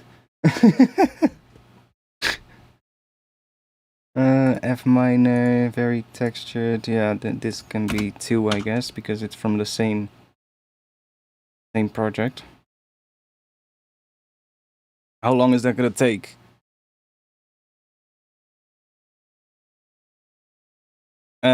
Pretty long, but also because it's gonna be doing this. So if let's just save, and let me just delete that entire group, and then, yeah, come on.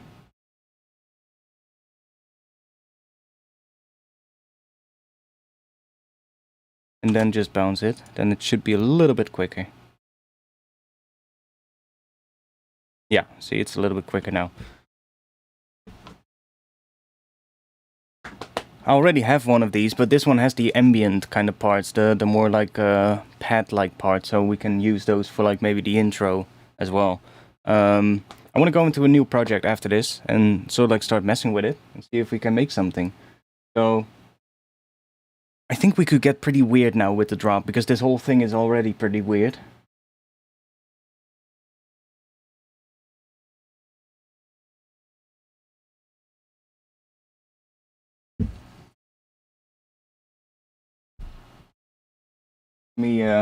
Let me check the chat.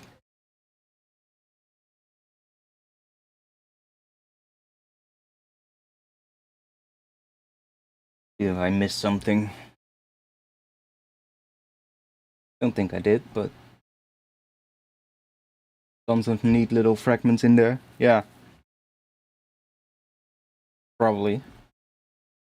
Like I said, I have a second file which has like even more stuff, so.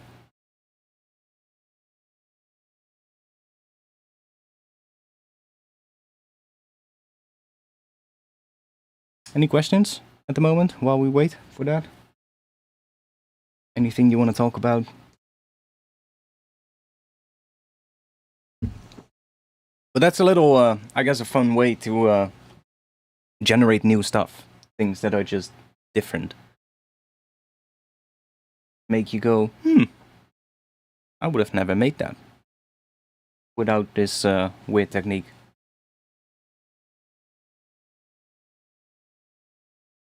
Yeah, the Paul X thing is crazy.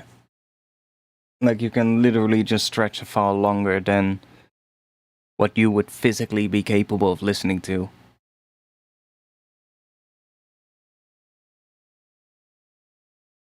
Heck, you could even generate a sound with it that is so long that if it would have been recorded, it would have to have started its recording before the Big Bang. Think about that. Your opinion on Current? I think it's a great synth. I think they're doing good stuff, and they're just making the changes that they have to do, and I think it'll be good after that. The synth itself is great, so.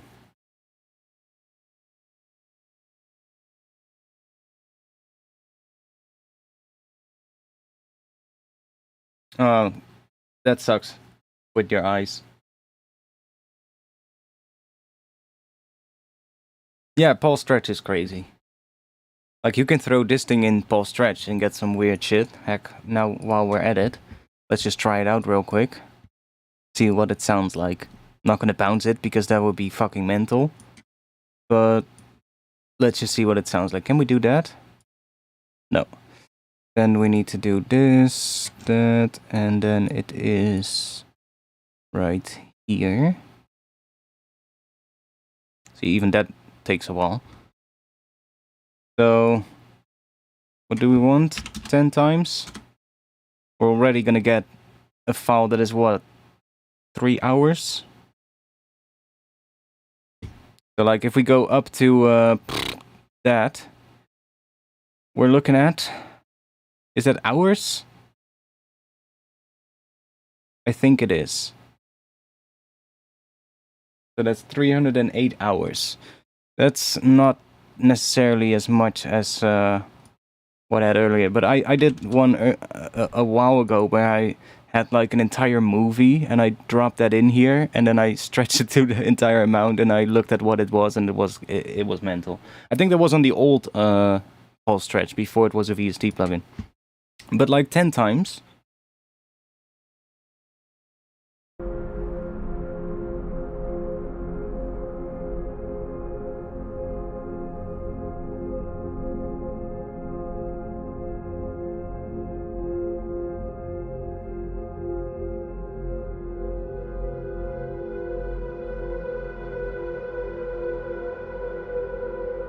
It's so good.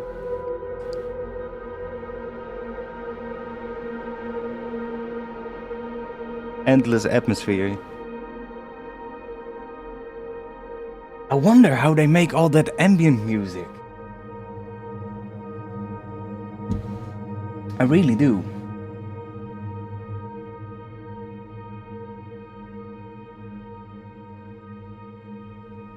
Yeah, Davi, that's what it's called.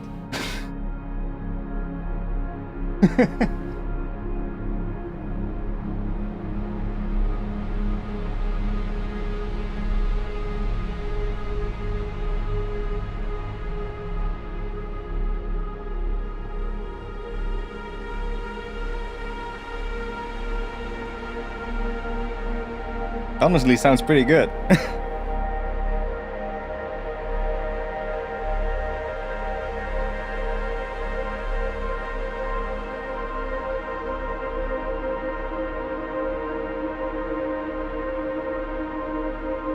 Let's go to this part right here.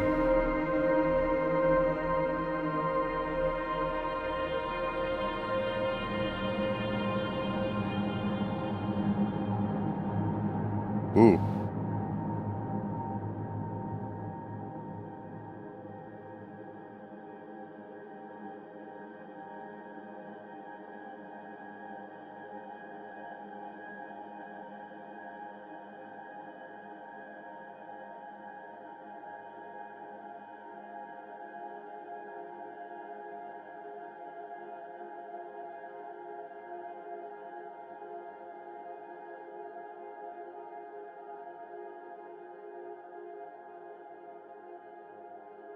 Come on, change. You can do it. There we go.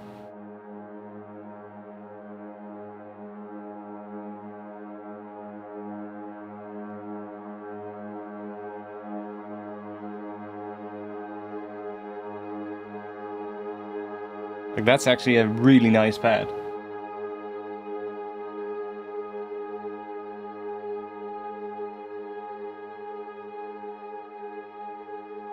Put a little bit of reverb on it.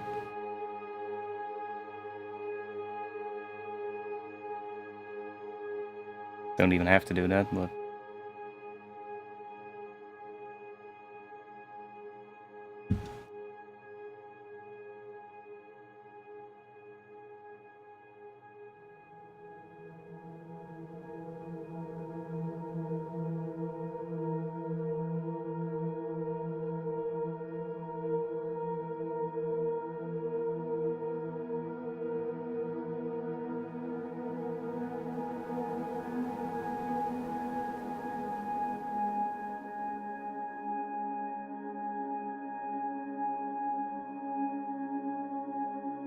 Corpse is a fun one as well, yeah, to mess with.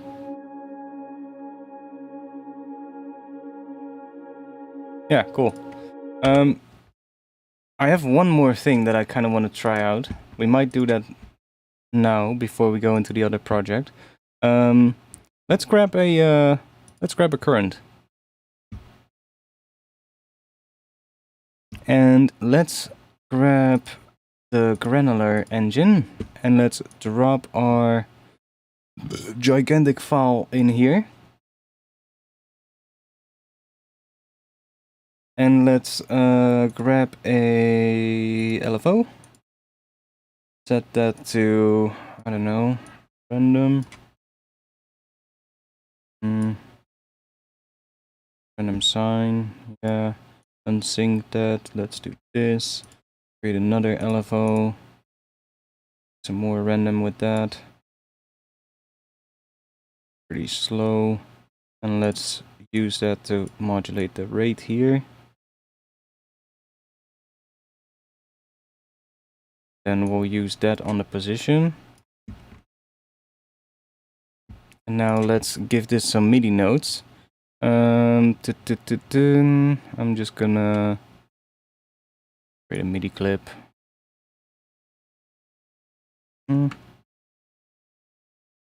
That's pretty long, but that's fine. Let's just do... Oh, let's mute that one. Cool. That's every time it's gonna be different. And then let's just do... I don't know, every... like that? Maybe?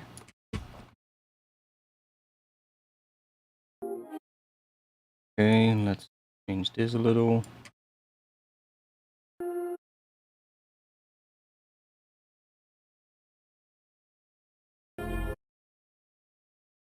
Not do that, but just have the layers so that it's a little bit fuller.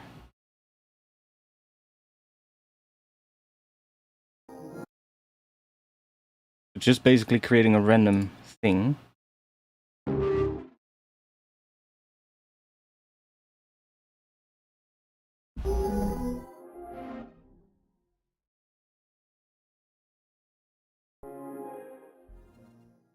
Sounds like almost nothing, I know.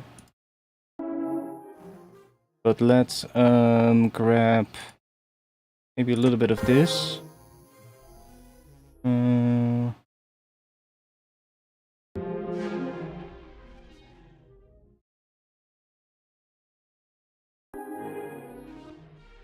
A little bit, so it's boosting that up a little bit. Now I have this reverb by Synaptic, which is pretty cool.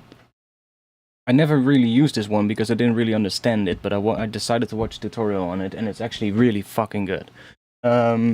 So this thing is pretty interesting. It's different than most reverbs. So what it does is it takes the incoming sound and it resynthesizes it. So it resynthesizes it and then turns it into a reverb, which is different from what normal reverbs would do, which are just like impulse-based or something like that. So this model that we're using now is an all-pass filter, and you've got these other two ones as well. I'm not entirely sure what that does, but it's not too important. This graph is sustain is from top to bottom, and the reverb mix is from left to right. So if we put this all the way at the bottom left, we're just going to get the resynthesized version of the sound. Then let's put the dry wet all the way up. It'll be really quiet, I think.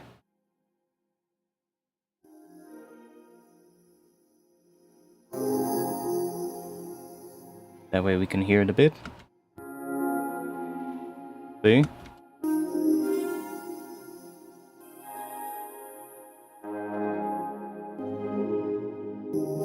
So it's just doing that. Let's bring that down a bit because it's bound to get pretty crazy in just a bit.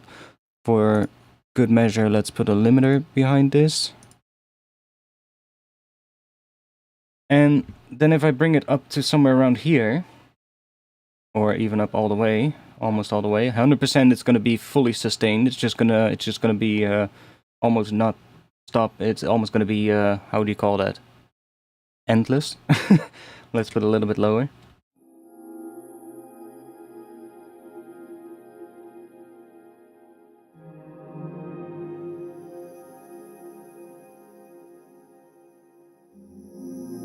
Go in here, let's bring the octave up.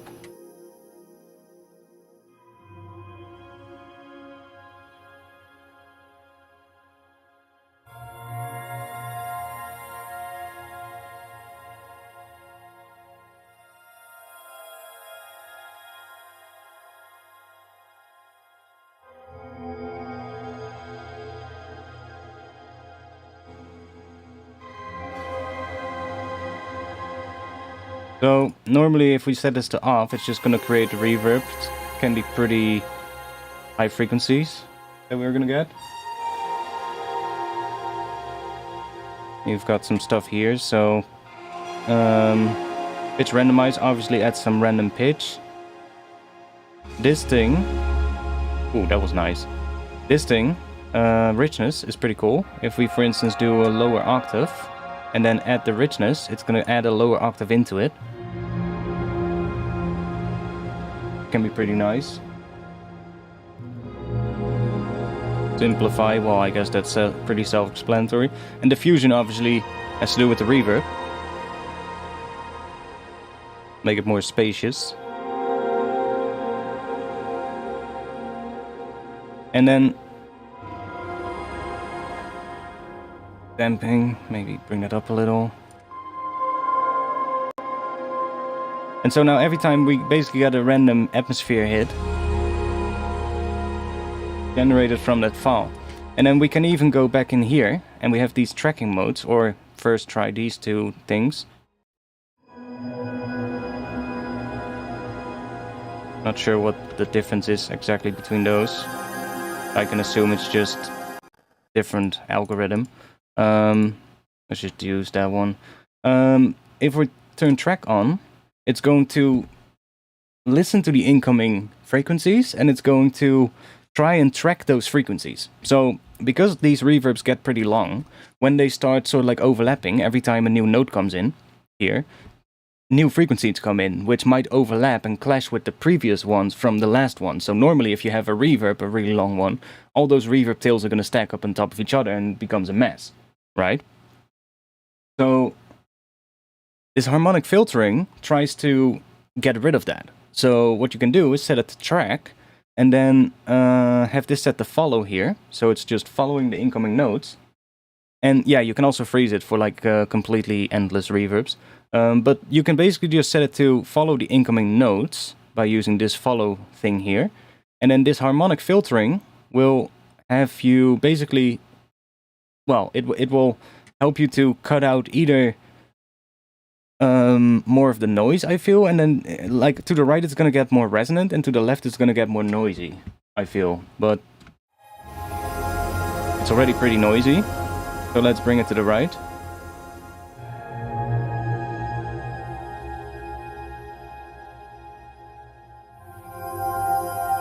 See how it's...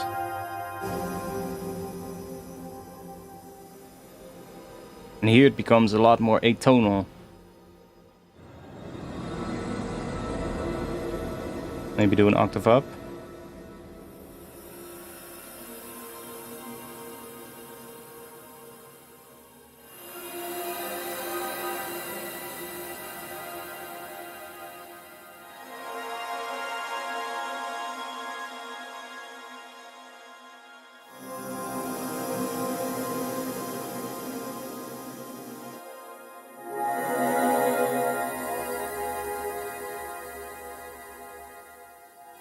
And this just balances it more towards the higher frequencies or the lower frequencies, so that's more like a tilt.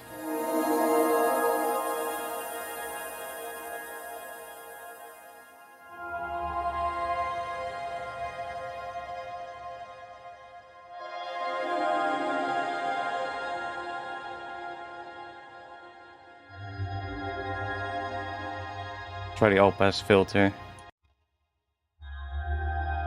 Kinda like the all-pass one the most, I think.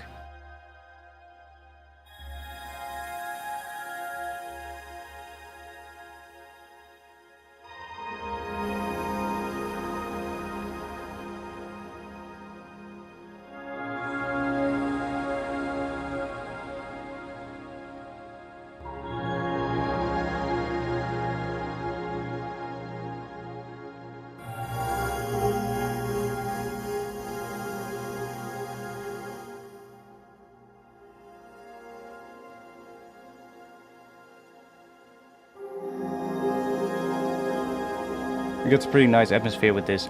Now there's an even more interesting feature that I don't fully understand, but, well, I kinda do, but I think I do at least. Like, let's say this is now playing, right? I can click hold. And now, it stops tracking.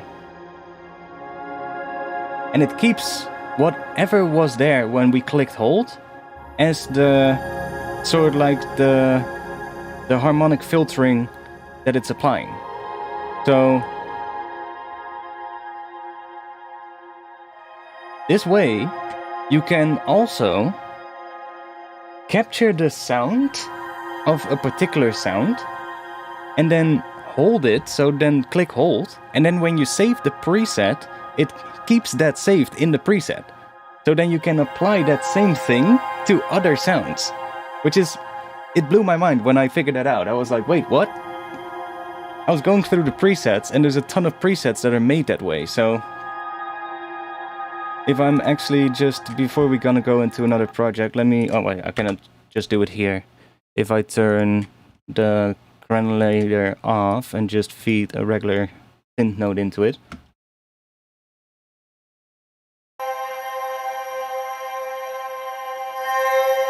Just feed a synth node into it. There we go. So now it's still, we still have the sound of that previous sound captured on top of this. See?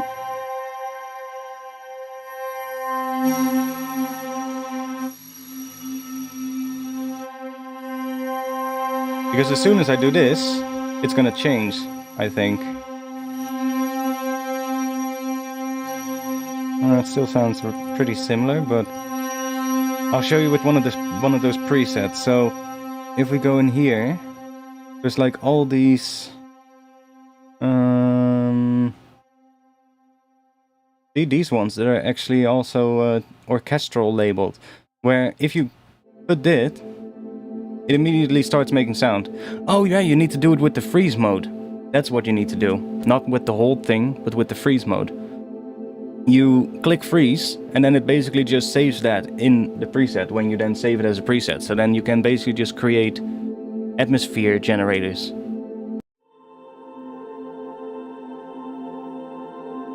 Capturing the sound of whatever you have. And you don't even have to feed something into it, I think. We can just turn it off. It's still gonna feed, it's still gonna create sound. You can also lock it to a key, which is quite interesting. Which is also what they're doing here, from the looks of it.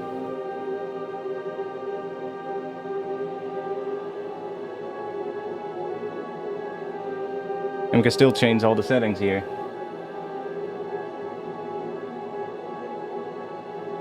No, it's not a convolution reverb, I guess. Because it does something different, like it resynthesizes the incoming audio.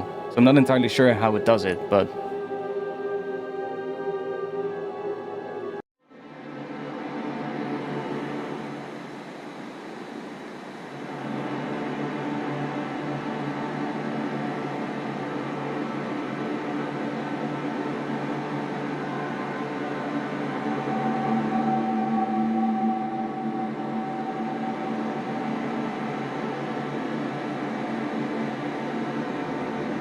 I think these only work on the input before the reverb, so I think these are not going to do anything now. No. These only work on the input level, I think.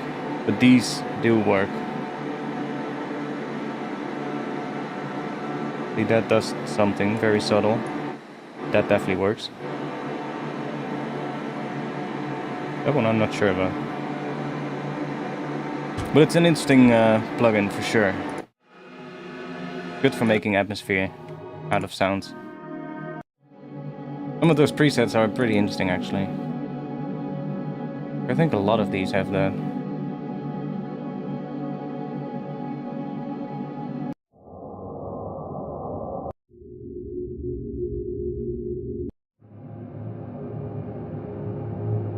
But these presets basically just make these sounds by just first running something through it. You capture the sound in the reverb, you freeze it, and then you save it as a preset.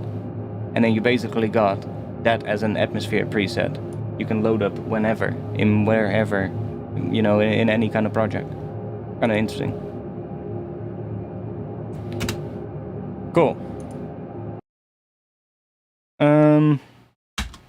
I guess we can go into the other project, or into a new project, but I need to piss. So you will just listen to this for a bit until I'm back. And then we're gonna go into a new project and see what we can do with the thing that we made earlier. So I'll be back in just a little bit.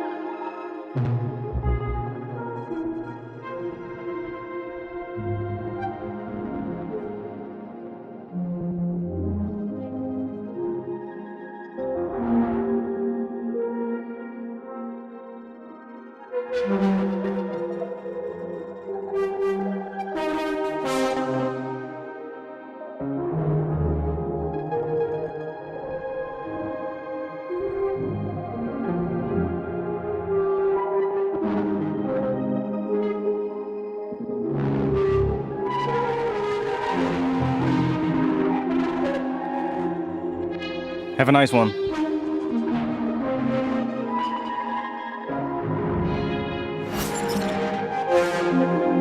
Okay.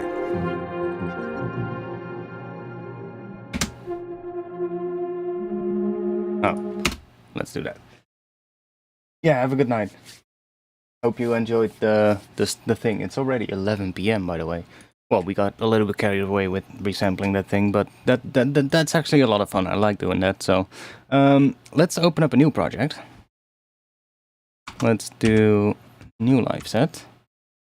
Don't want to save that, because then I lose the thing that I made. That, and then I am going to, I guess, start by bringing in those audio files. These two. These are both pretty long, so this might take a little bit of moment for Ableton to analyze these. Let's just get that out of the way.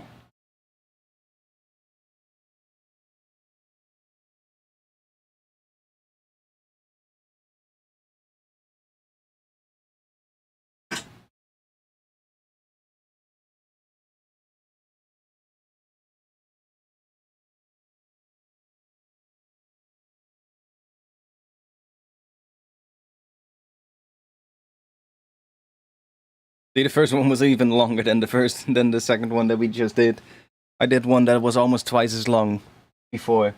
That one only contains like more stuff with like the distortion and shit, so this one contains some more atmospheric bits as well, which the other one doesn't have. Yeah, now Ableton is gonna freeze. There we go.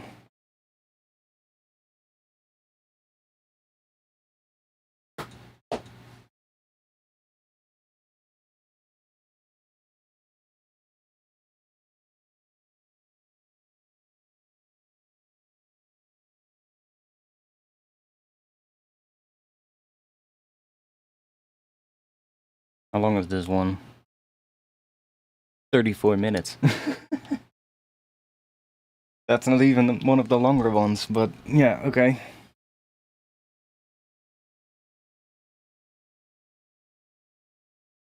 Cool, now Ableton is gonna freeze again. Because that one is done. There we go. Then we should be ready to go.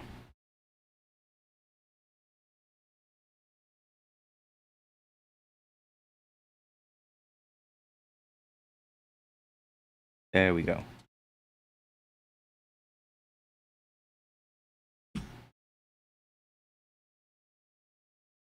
So that's a whole lot of shit. That should be more than enough.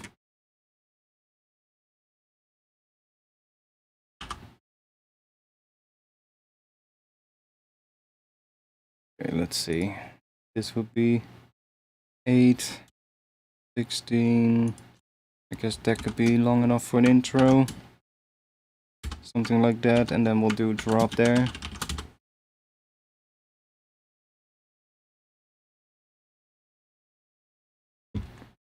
Cool, let's see.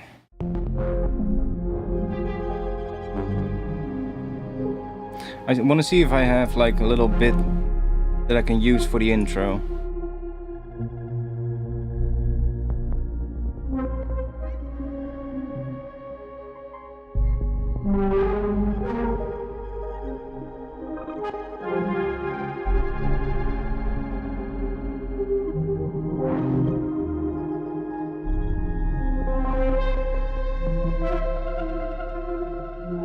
So these files don't contain any of the audio dropouts because of my CPU giving up, which is nice.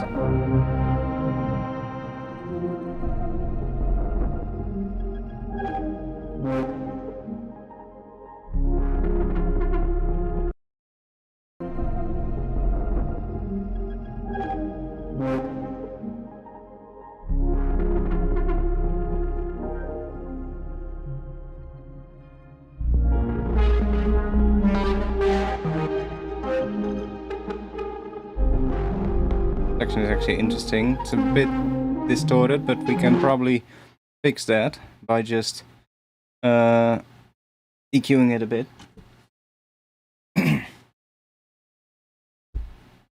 Let me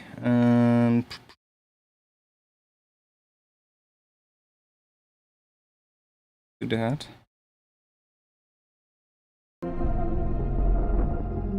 See what else we have. I like that one.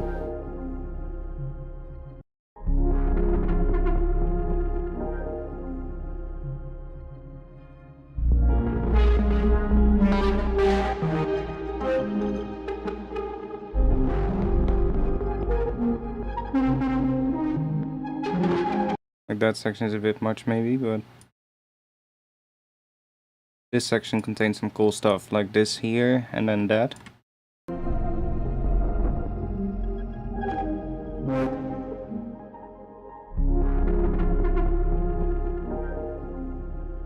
So it'll just be basically be looking for bits and pieces that we can splice together into a full progression. And that's also why the longer and the more you have, the better. Like it almost sounds like strings in the background of this at some point.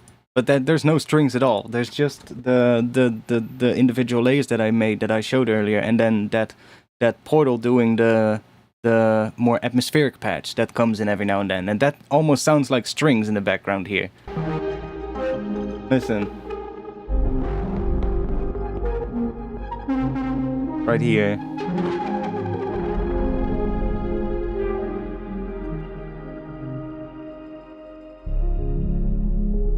Ooh, that section is cool. Ooh, that section is really nice. From like...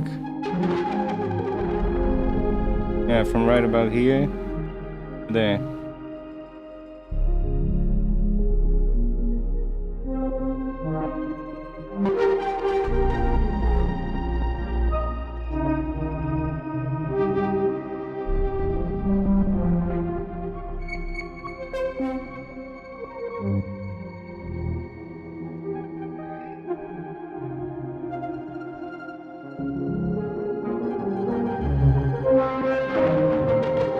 much here. That section could maybe be useful. That this till could also be useful here. This part here and that.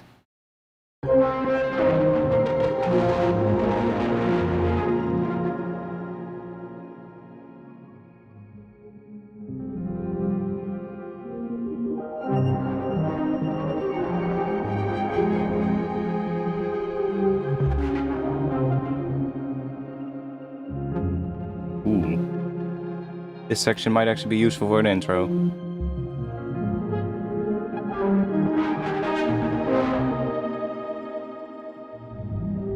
Or parts of it, at least.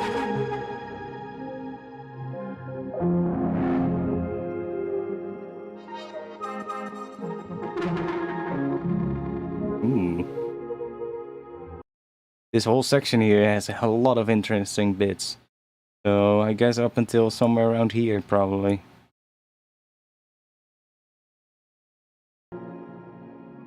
Gives me some Cameron Crooked vibes.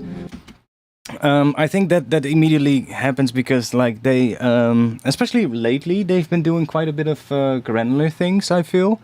And they also always have had, like, a lot of their influences are, like, film music and shit. And you can hear that. Like, they use a lot of chord progressions and, like, you know, stuff like that. So I can see why you would think that.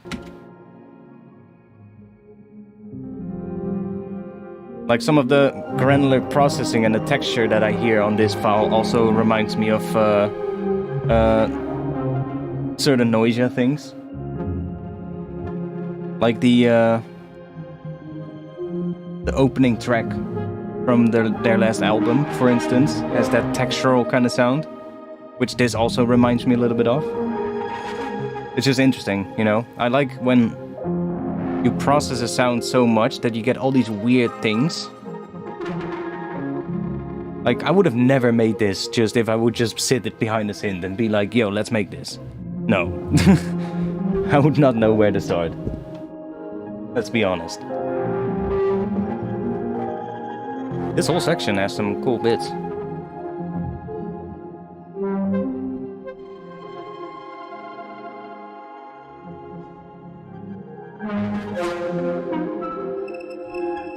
A bit weird there.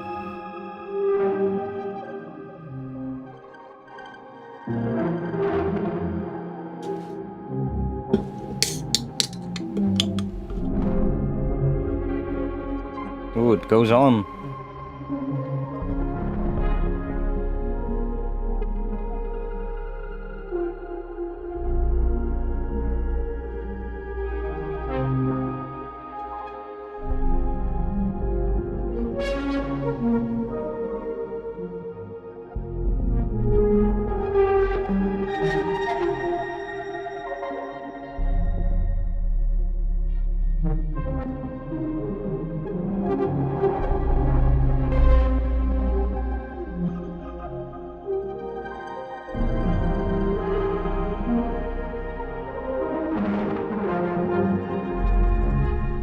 This whole section has so many cool parts.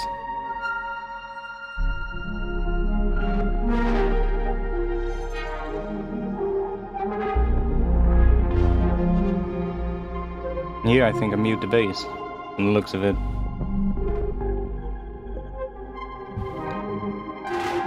I think we just have to start making something.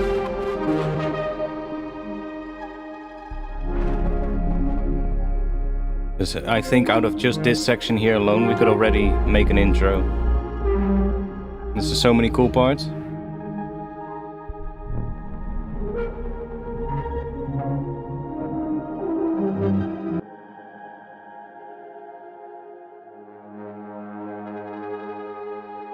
We also have this.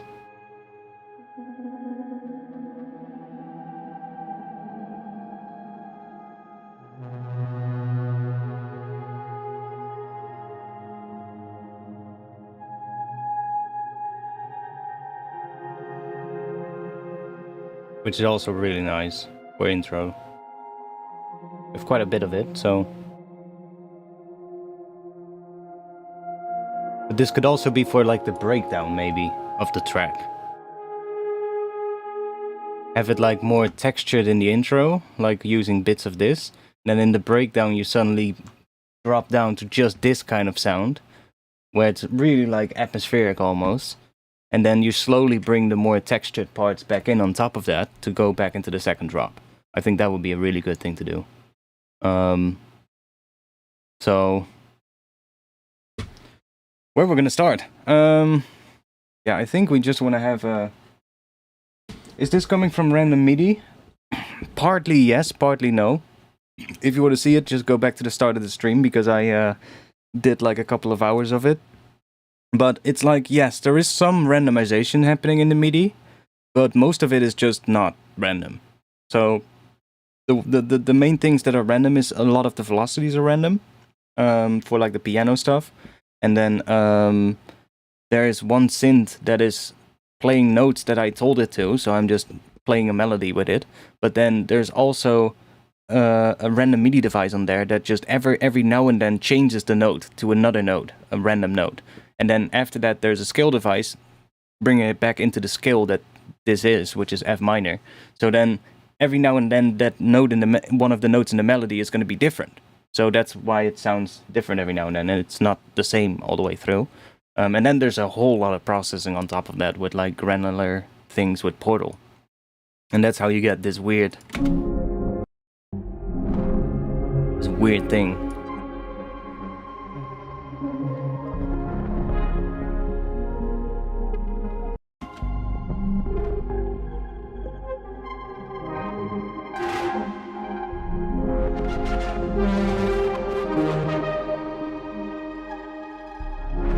There's also thermal in there, which is creating the distorted parts. But a lot of it uses this device, which I found recently in the... If you have Ableton and you have the Ableton Live pack called Max for Live Essentials. See that? No, you cannot. Yeah. And you can. Right there. Called Max for Live Essentials. And then we can go in there and there is an audio effect, max audio effect, control devices, you can still see that. And then in there there's a device called device randomizer. So I really use that one a lot for this randomization. I can quickly show you what you can do with that. Like if you take this, which is just this thing, and you group it in a rack, and let's bring up the macros, and you then click map here, and then click on the title of the rack. It maps this to the macro knobs. So all of these macro knobs are now randomly moving around by itself. And then in here there's some additional settings for like the speed at which it's moving around. Or this is the speed. No, this is the speed. And then this is a frequency modulation on this rate. So you can bring that in so that it also starts doing some frequency modulation on that rate to give it even more randomization. And then you can map any kind of things to these knobs. So, and if you then map something, and then by going into the mapping and making sure that you really set like your ranges properly, so that it's not going into like the ranges where it starts sounding like ass, but like just tell it to go into the ranges where it still sounds good, but still randomizes a whole lot of things, then you can get some really cool stuff. So for instance, a lot of times what I did is just grab like a portal. Portal, where are you? Just grab like a portal, drop that in here. Just open this thing up, click configure, move this around, map you to a macro, map you to a macro, and start going through presets, for instance.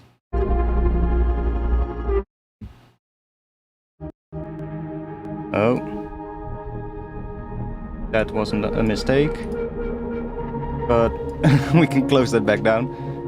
So, and just resample that while you go through presets.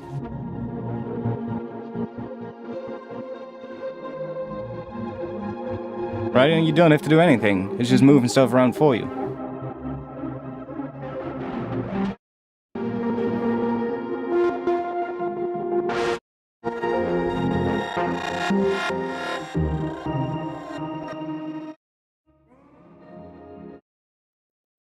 So that's what I did as well in that. I had like a bunch of portals being moved around like that on like a patch. And then just a lot more things like that. But it's a really... That device is so fucking goated.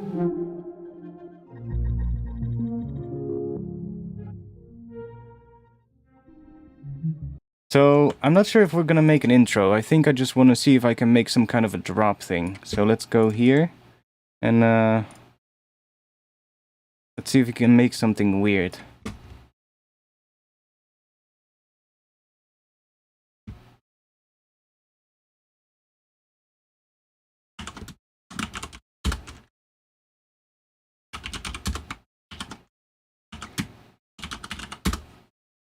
Yo, Angelite. Is there a reason why many songs are in F minor or E minor? In A flat minor? A flat minor is a bit of an odd one. But F minor and E minor is just because most people find it easy, because then the root note of the scale is in a nice range for the sub bass. But it doesn't really matter. You can make any fucking scale work. For instance, the case of A flat minor. What is that? A flat, that's G sharp. Okay, G sharp is still doable, but it's getting pretty high pitched. But for instance, let's say B minor. A lot of people would say like, that's not a good scale for drum and bass. But no, it doesn't matter. Because you can play a B minor chord over the fifth of that chord as well. So you can put the fifth in the bass as well, and it sounds just fine. So you can take a B minor chord, take the F sharp, and put that in the bass for like the bass note. Or at least have like a bass patch playing an F sharp at the start of the drop, which is just a perfectly fine note for like your sub bass, has a lot of weight, and comes through on most speakers. And you can still put a B minor chord on top of it, and it will sound like a B minor chord together, but just with an F sharp in the bass. And that way you can still have that first note of the drop hit really hard, even though your track is in B minor. It's just, it all depends on how you write, and that's where a bit of music theory will come in handy. And that's like with a lot of those things, right? Yeah, exactly. And even like sometimes, let's say you have a bass note that goes to a low C or a low B. Can still be fine if there is something on top of it that gives it the upper harmonics for it to come through on smaller speakers. Then it can still work fine. You don't want to do it too long though, like a really long sustained note at like a B minus 1, for instance, or what is that? That's B minus 1 in Ableton is B0 in most people's, in other DAWs, I believe. So, like, that would be really low. But if it's only for a short moment, who cares? And that might give life to your composition too. Yeah, exactly. It might make it sound a lot more interesting. Heck, you can even play around with, like, I don't know, do something weird. Like, have an F note in the bass, but do like in the key of F minor. Yeah, I don't know. Play an F note in the bass and then play a C minor chord on top. Will still work fine. Even though it's a completely different, even though that F note is not within C minor chord. It will probably still work fine depending on how far apart the bass note and the chord is. But there's a lot of things you can do. It's just, you know, most of the time I would really just focus on the vibe, focus on the thing, make it sound interesting melodically, and then figure out what you need to do in the bass to make that sound heavy and make it work. If it needs to come to a drop, for instance. And sometimes, yeah, if it is playing like a weird chord for the first chord in your progression, in your drop, and it's like a B minor or something that is sort of like hidden within there, then yeah, you might have to put the bass as an F sharp.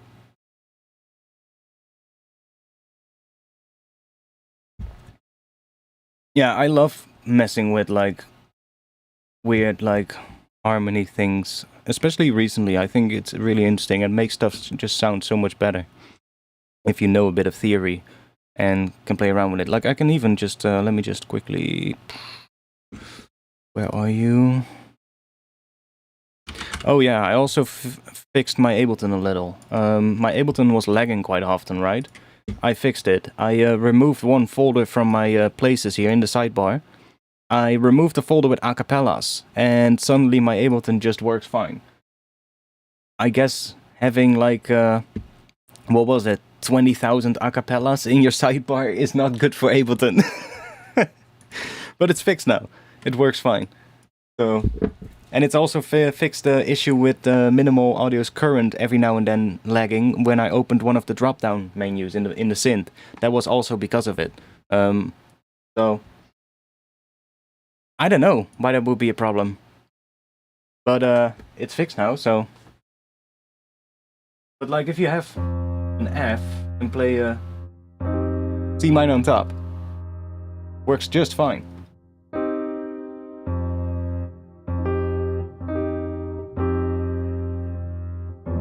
Oh, F with F minor, and then with a C minor on top. Works perfectly fine, right? So if you're in B minor, C, B minor, put the F sharp in the bass. Still sounds pretty fine. But we can also, I guess, put an E in the bass. That's a fifth below that B, yeah, right? So I'm just taking the B, which is the lowest note of the chord, and then I'm lowering a fifth and putting that in the bass, which is E, and you get that chord. Really nice. So you can do a lot with that. It doesn't really matter what skill you pick. In fact, I think one really good thing to do, we might do this next stream or something, that could be fun. I have this website, which, where is it? Here?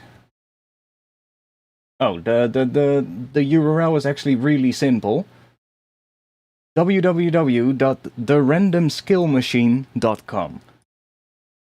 And it looks like a 1995 website. That looks like crap. Maybe it's also because this is changing it, yeah. Okay, so that's what it looks like.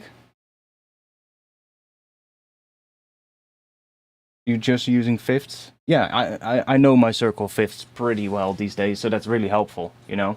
Like if you're also, sometimes you might have a chord progression that can fit in two scales, for instance. Like you might have a progression that does, let's see,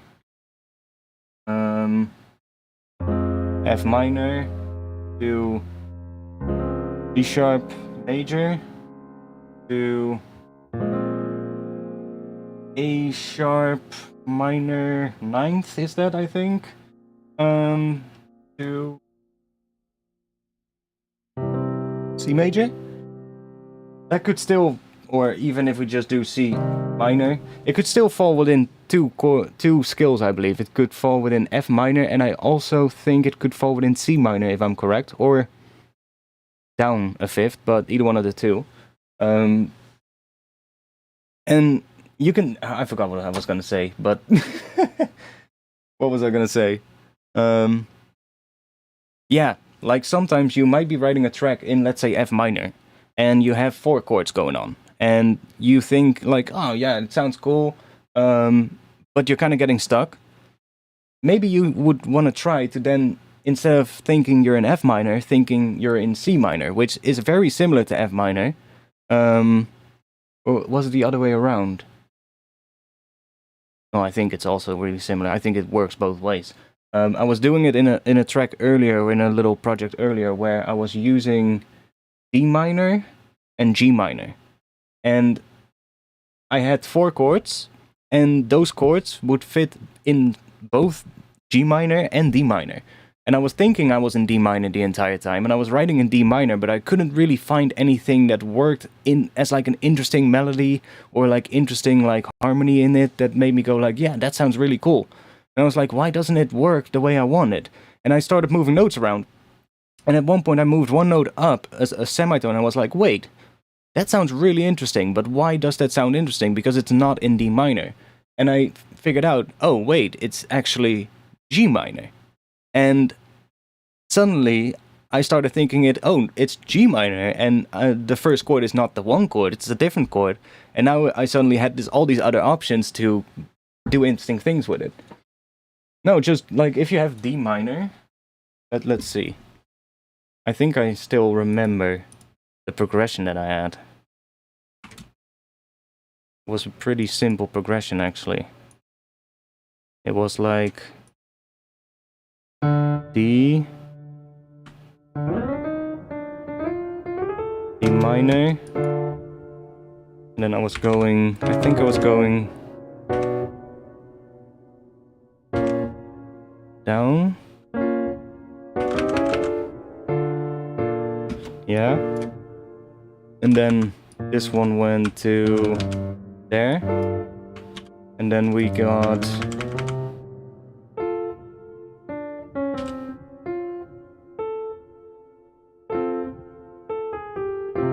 something like that. I think this still falls within, if we have D minor. Where are you? Where's minor? Oh, there. D minor. Like, see, that fits within D minor. And then G minor. It also fits. See? But there are notes that are different between those two scales. See, there is one note that is different. And that's this note. So all this time I was thinking I was in D minor and using E. So getting that sound.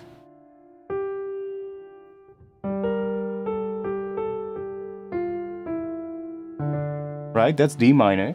But if I then turn that into G minor,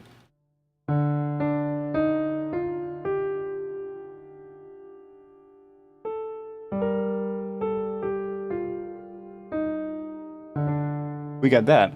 And if we then go G harmonic minor, which then turns that F into F sharp, we get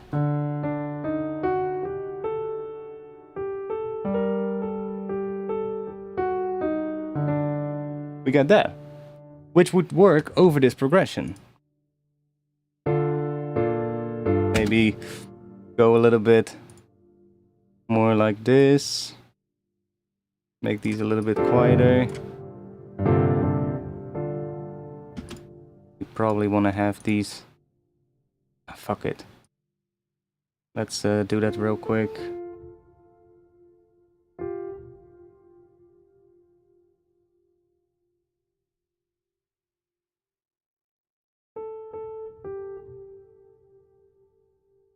There we go. Like we can, if we drag this out.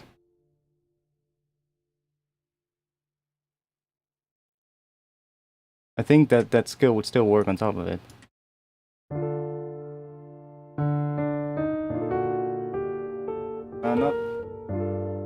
Not that F sharp, but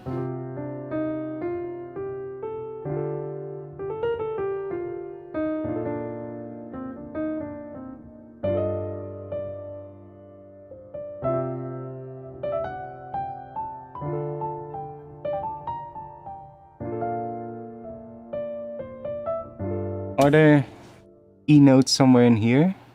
No, they're not, but we have this, that F sharp, so we can turn that to that maybe, turn that into that. Now it's completely in harmonic, G harmonic minor.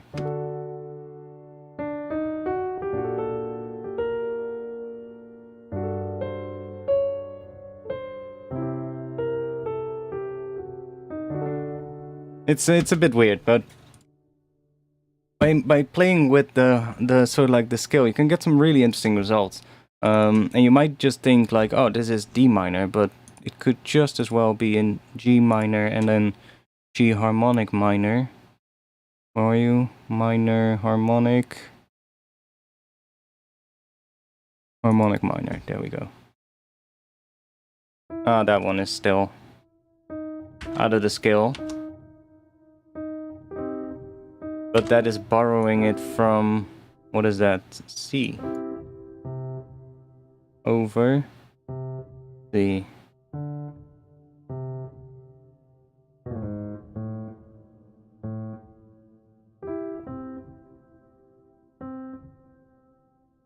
I think that is the weird one. A.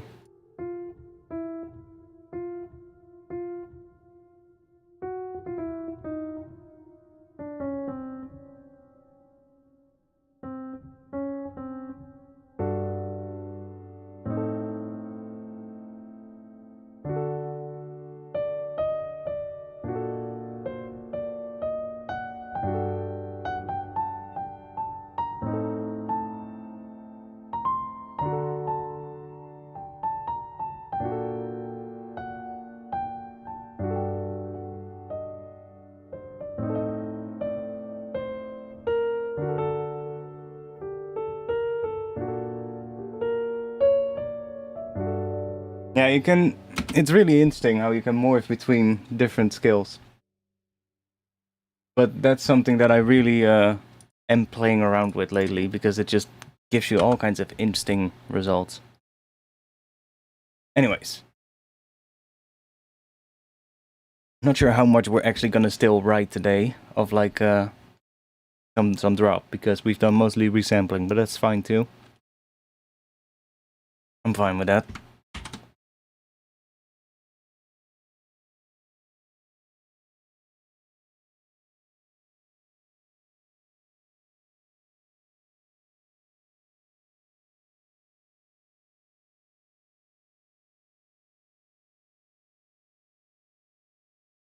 What are you talking about? You can download a bunch of models for it?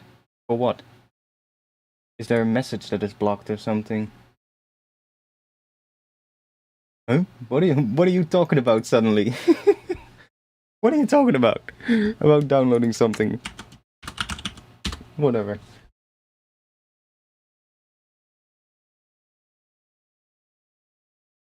UVR 5? What is that?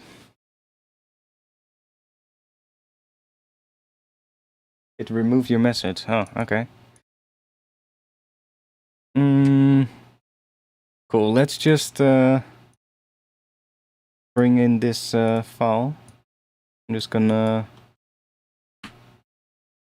grab a piece of that.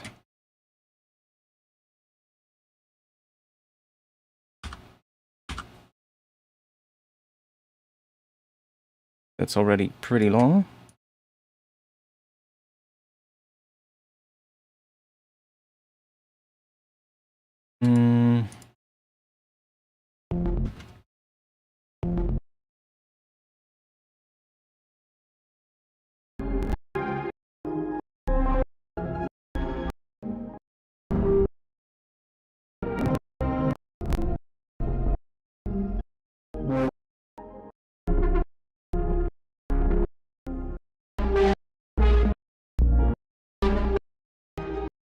Let's add a few drums first, and then we'll start doing something to those drums. That's a little bit easier. Let's grab a hat.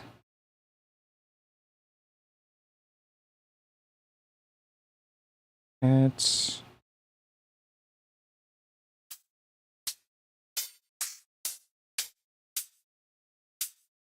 Sure, it doesn't matter too much.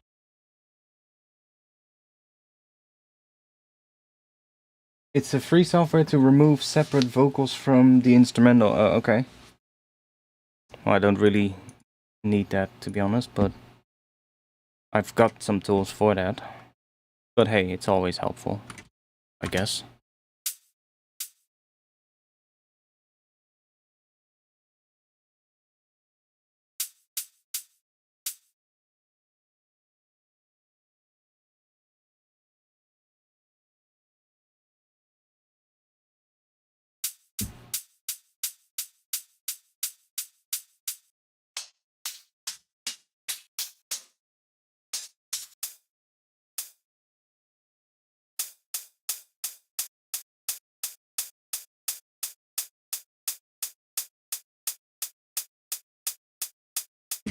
Go. Grab a kick.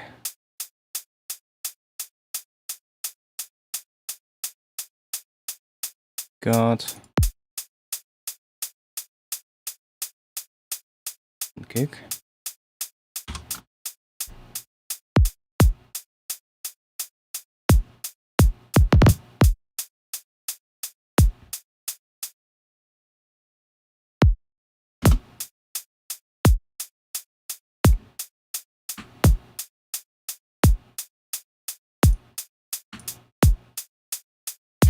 Kick is in D sharp though, and the track is in F minor, so I can pitch it up, but this kick is already pretty short, so 2 semitones might actually get too short.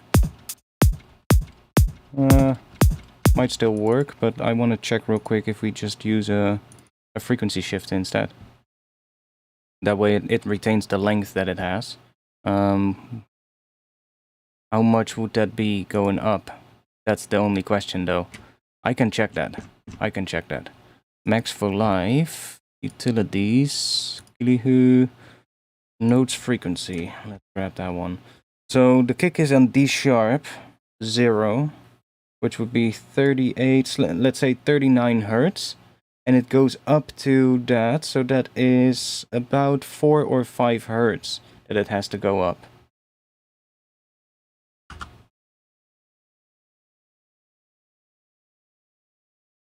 So let's do 4.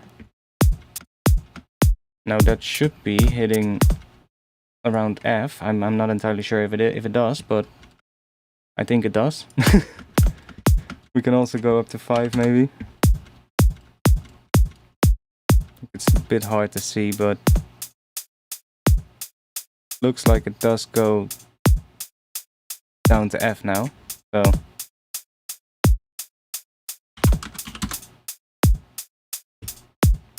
and it does obviously get a bit weird in terms of the shape, but if we just do that and then we just down a bit.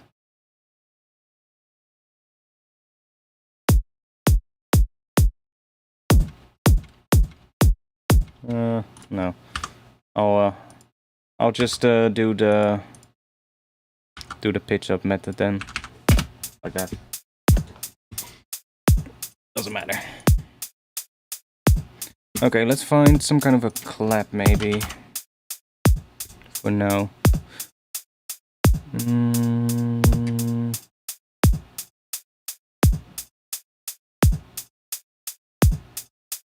see.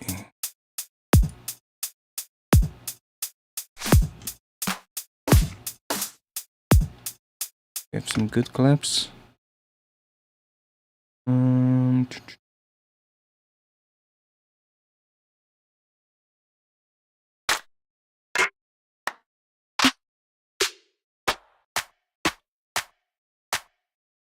That might work.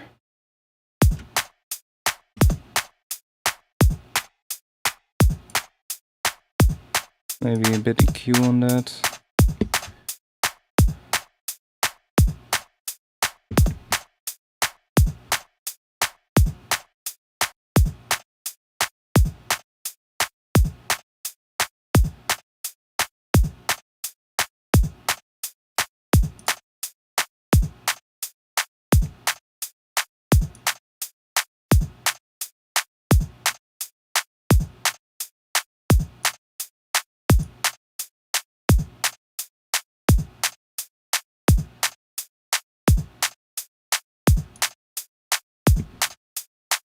Something like that will do for now, I think.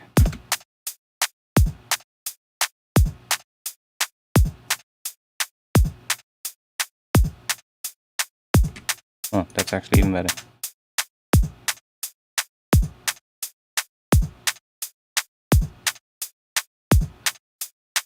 Something like that. Let's try maybe adding a bit of a little extra shaker thingy or something. You can just grab one from my pack that I'm working on. That maybe.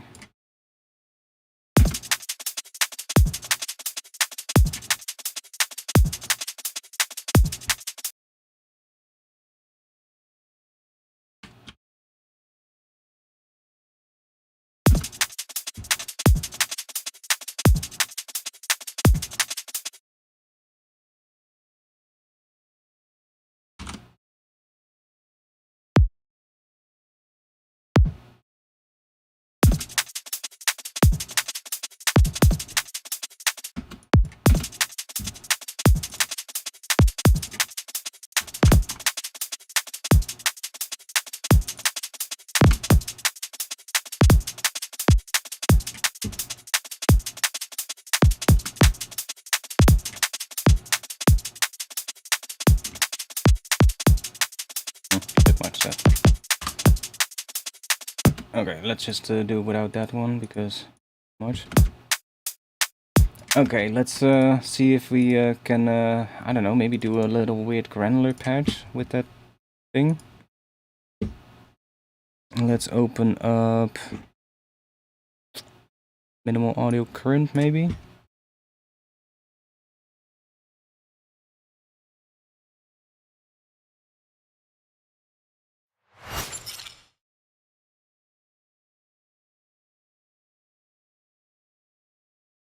that up.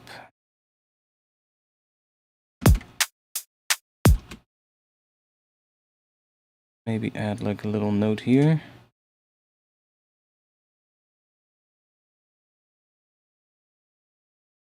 And we can just set this to a C note, I guess, because, well, we're using this thing. Let's grab that sample. Or one of them. I'll grab the second one, because the first one is even longer than the second one. So this is already going to be really fucking long. Like, look at that. it's just going crazy. Even the synth doesn't like that. But it's fine.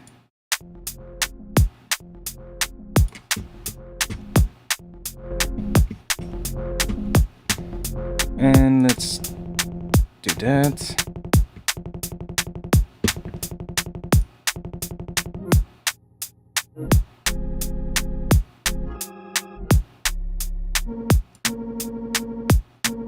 One thing, minimal audio. If you're watching, I don't think you are, but I'm gonna send this to you anyway. Please give us a way to zoom in here. I would love to zoom in, and then please make this thing link to that, which it already is, but please make this clickable, so I can click and change this position here. And then it would be great if you could, I don't know, scroll wheel up and down to zoom in here or something like that, or do it like how Pigments does it, which they add like a little time bar on top here, a little tiny time bar with like a little, basically a little range on top of it that shows what area you're zoomed into. And then you can just, I think you can click and drag that thing to zoom in and out, and then you can also do something. It's like control click or something, I don't know, something like that. But give us a way to zoom in here, and give us a way to do fine control, which there already is. If you click and hold control, and then you get fine control here.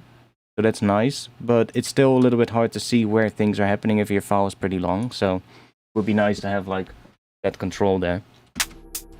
But let's make this a little bit louder first of all. We want a bit of that maybe.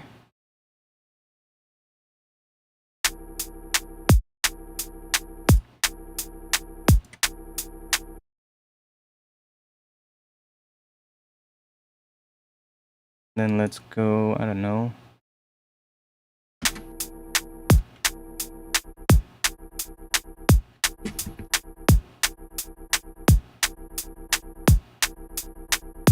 Why is it so quiet?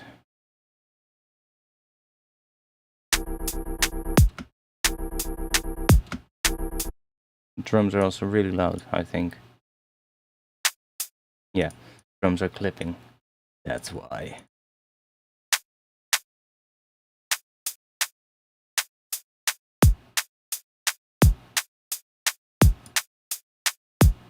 That's why.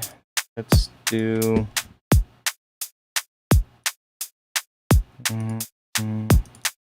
add you there. That takes care of that clipping. And then this one. Really high frequency stuff happening here, but that's just, let's turn off punch so that it doesn't give like an extra transient part at the beginning.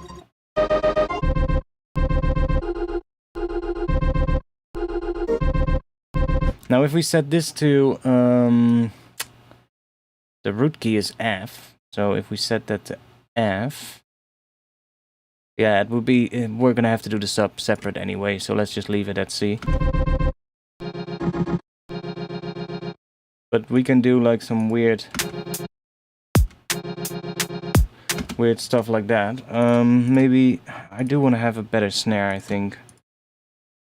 Let's try out, I'll just duplicate this track for now. Let's try out putting something else in here. Snares. Let's just do this. Drop one in here. That is an F actually.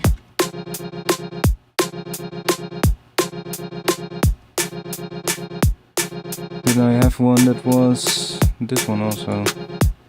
That one works well. It's basically a clap but with a transient.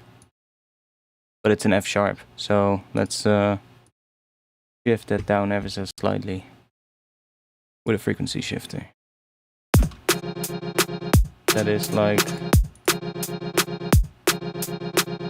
see, that's, well, it could also be F maybe, but something like that is all it needs to do. There we go. Something like that, doesn't really matter.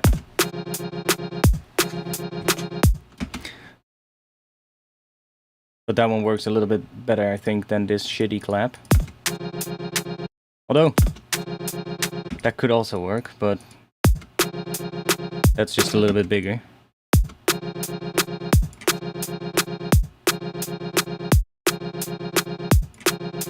Okay, let's go and add another current underneath here.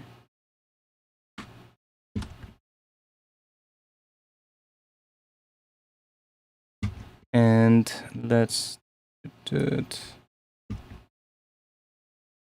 And I think this is why I want to do this current maybe in audio, because then we get a bit more, well, it's going to be a little bit more easier to manipulate and grab different pieces of it, but we could maybe try it out in the Granular patch. Yo, Bad Lucks, long time no see. Welcome, mate. Yeah, I'm definitely using current. They actually gave me access before the launch, so I didn't have to pay for it. I'll disclose that. That's fair, I guess, for me to say. Let's also set up some sidechain on this group. So that we have that. Because then we can basically get crazy with the other stuff. Not sure how much crazy we can still get, seeing that it's already getting quite late. Well, we have time left. Definitely not the end of the stream yet, so let's do that. And then on here we have our compressors, so let's do trigger kick, trigger snare. I always do pre-effects, I'm not sure why, but I think it might, you know, it might be better for like latency, but I'm not sure, but just to be sure. Cool. So this one, we can put a bass note in. So let's just do, first note is F. So, well, we probably want to have an F note here. So we probably want to have some kind of thing in F here. And then that, what is that doing?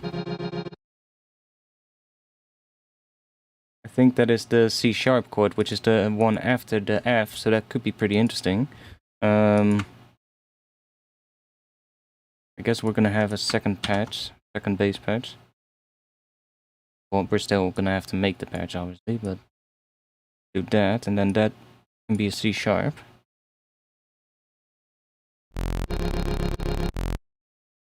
Or maybe even just an F as well. Yeah, that works underneath there.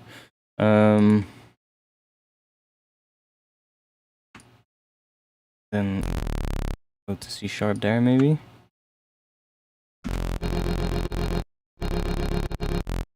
And then we'll have to find something else for that. And we also need to make sure that this thing does not have any low end, because it probably will.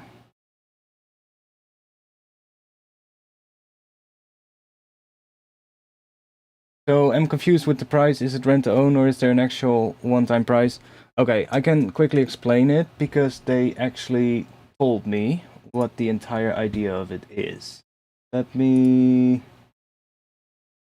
switch to here for now, just to be sure, so I don't show you anything that you're not allowed to see.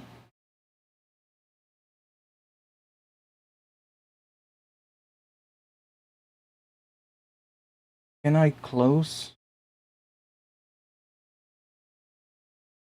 Oh yeah, here. There we go. Can I just pop this window out? Not. Guess not. But it's fine.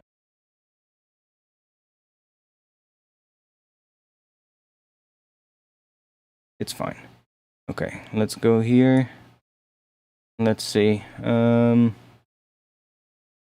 So here we go. Current plan is perpetual, just normal synth. There's a lot of factory content, but you cannot download new stuff unless you buy it on the website. So the basically current will become a perpetual license. You pay, I believe it's going to be $200 for the synth, and you get like quite a bit of factory content included with it, but not everything that is included with the stream. And there will be value added to the things on the stream that you can get as sort of like expansion packs or like add-ons to current. So you still will have a ton of content to play around with and the full synth, but then you basically have like those extra things that you can buy for it, which I think is then also going to tie into maybe when they release more things in the future that you then might have to pay for to get that as an update. But I think that is always better than having like a subscription that you need to pay for every month. So the subscription is gone completely. That is going to be completely gone. So this is just like they're asking me and I guess other creators as well about this, because we've been talking to them back and forth as well after the launch about how to fix it, you know, because we didn't see it coming, and obviously we creators were also like what the fuck is this? Like why weren't we told? So there has been quite a bit of back and forth between us and Minimal Audio. So that's actually a good thing, I think, because that tells us that they're actually listening to us, right? They're actually coming to me to, you know, ask me about it and stuff, which is good. Actually, I can show you this. So current plan is perpetual, just normal synth. There is a lot of factory content, but you cannot download new stuff unless you buy it on the website, which we're planning to add the ability to do, but I'm not sure if we'll have it at the same time as the launch perpetual. Okay, that's fine. So they might have to introduce some of those add-ons later because they might not have that ready in time, but that's fine because they have to do a lot of shit right now. So the payment plan will be rent to own. For $15 per month or $120 per year, but regardless of the plan, you get 180 in-store credits back at the end of the year.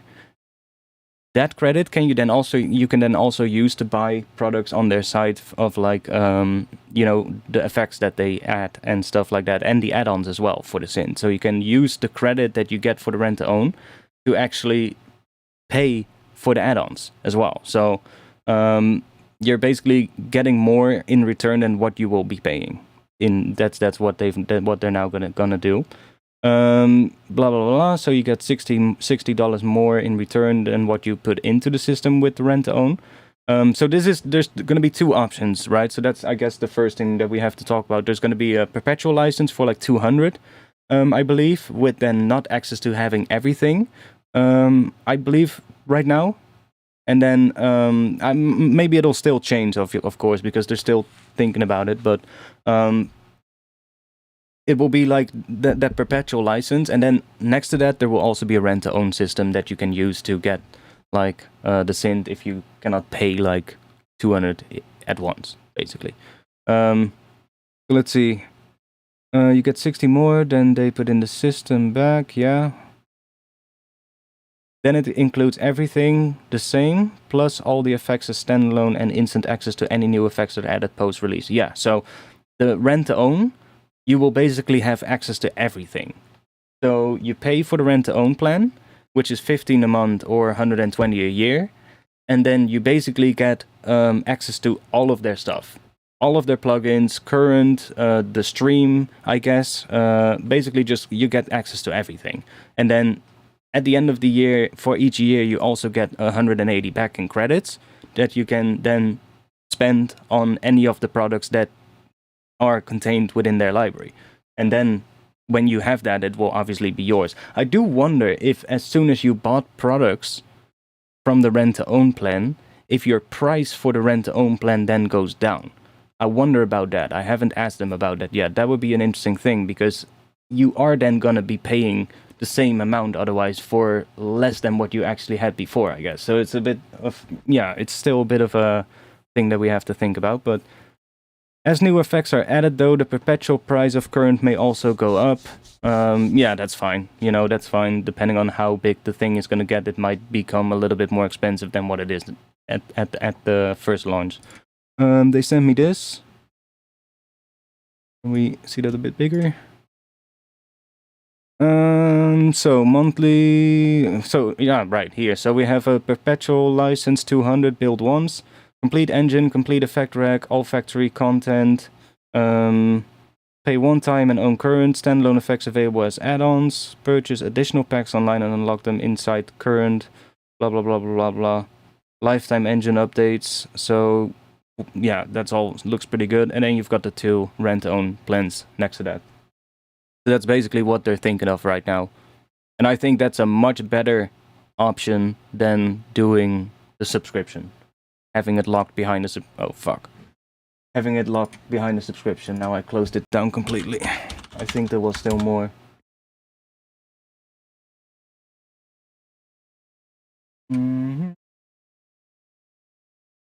Why are you not?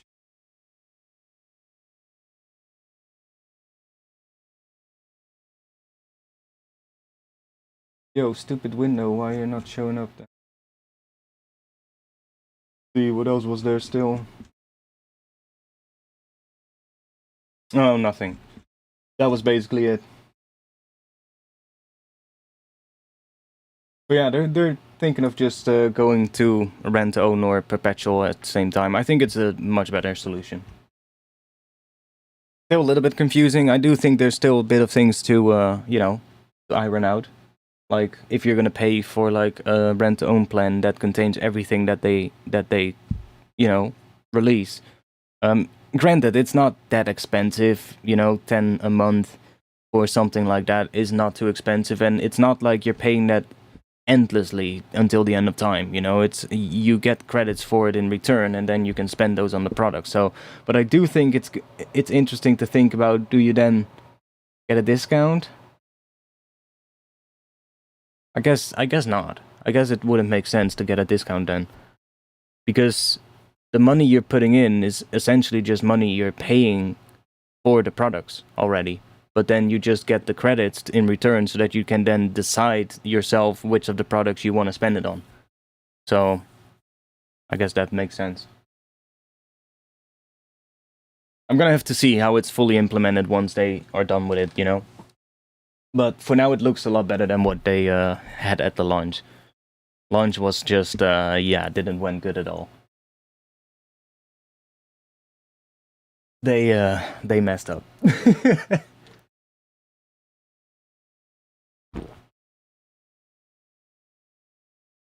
But it's a really nice synth. I'm not gonna lie. Okay.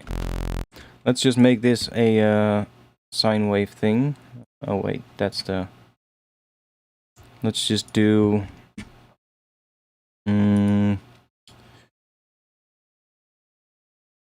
I still need to go through the wavetables and save all the good ones. But let's just go there.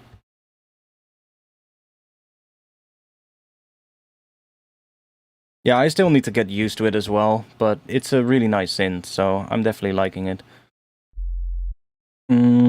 Wait, we can use the sub for this. Nice, that's better because then we automatically get those harmonics. Let's do even.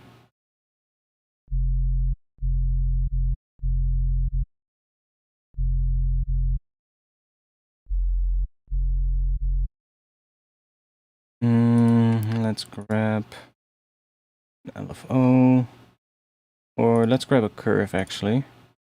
Set that to, let's set it to 1 shot, and do that one.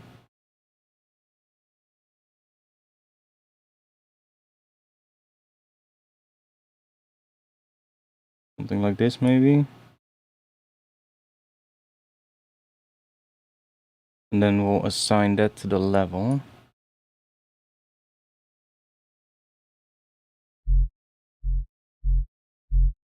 We just get that sub kind of thing. Then we I did a one shot because then we can do some weird shit with the rhythm as well. So we can go like, I don't know. Wait, should we? Let's just try doing the whole thing with just one patch for now. Let's just this aside and just move that here. And I'm gonna mute this layer and we're gonna replace it with audio probably. Let's just do a weird pattern like that maybe.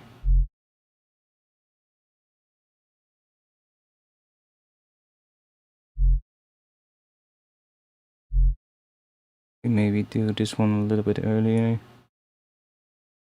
Maybe that, a little bit off, but that's maybe interesting.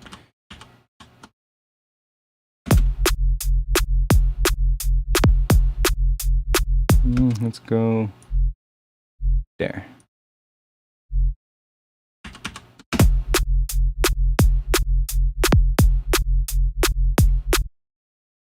And then this is maybe...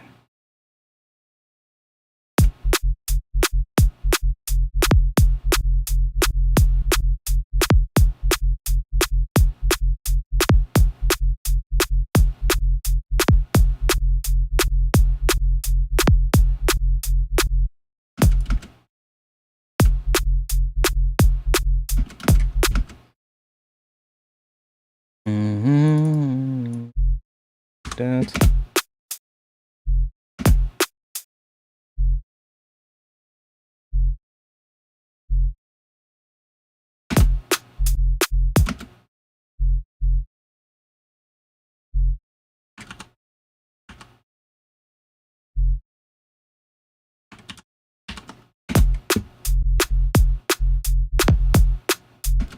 Maybe copy that.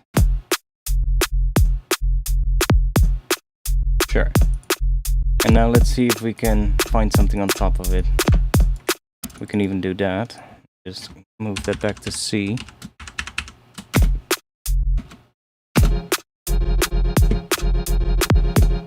Now this is going to be a little bit harder because this is not a one shot. Can we set this to one shot? I don't think we can set the granular. That would be so sick. Oh, we can. Yeah. Let's do it in audio. That might be easier. I'm just gonna go and put an audio track here. Let's just grab. Well, we have a piece here. Let's just do that.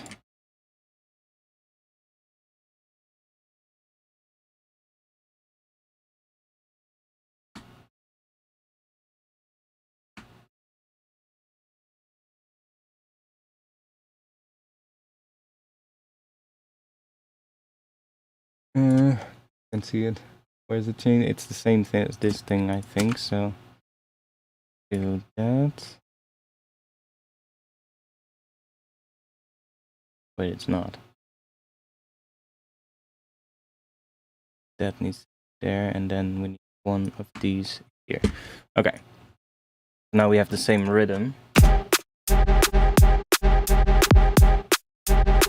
And then we can copy this. This EQ here. Let's turn that on.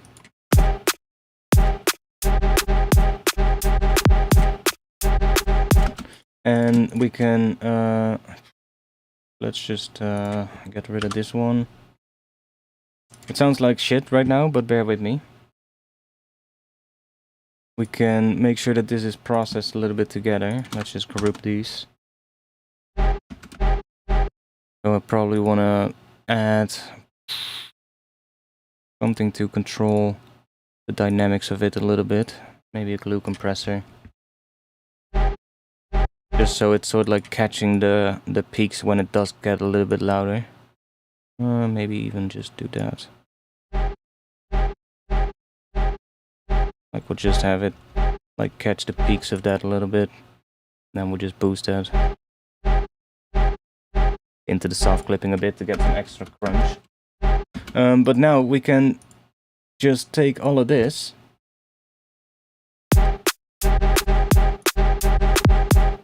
and I think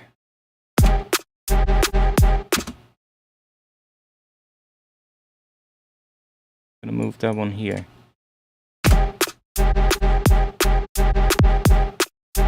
And now we can just do this, select all of this, and then hold Control and Shift, and we can start moving this around. So let's go back all the way to the start.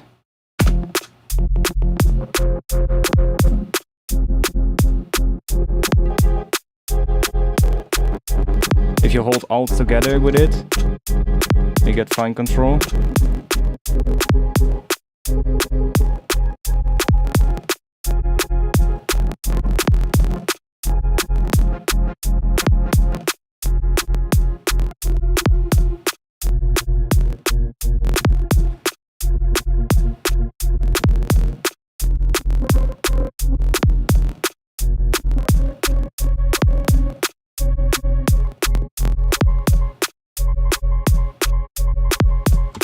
Let's just take a section like this for now and do a little bit more processing on it. So let's grab an OTT, just so that we get a bit more high end. Boost it a bit and turn the low band off, because we don't want to boost the low end in this one. And then now we can start going through it again.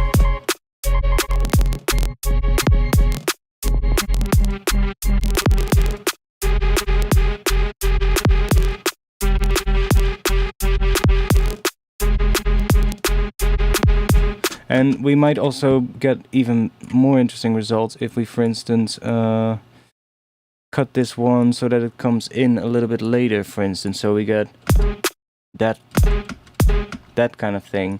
We can do that here as well. Get like some smaller parts.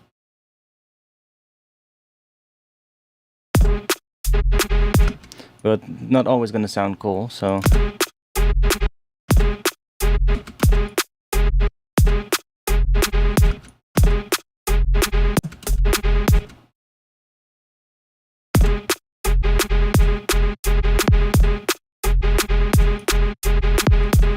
And now it's all about just going through and finding bits and pieces that sound cool.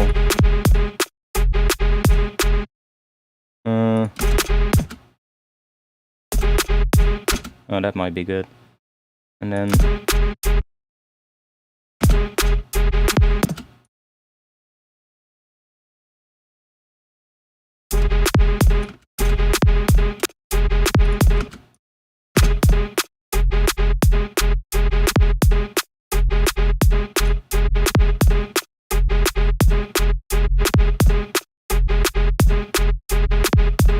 And now it's all about going through here and finding bits that sound cool.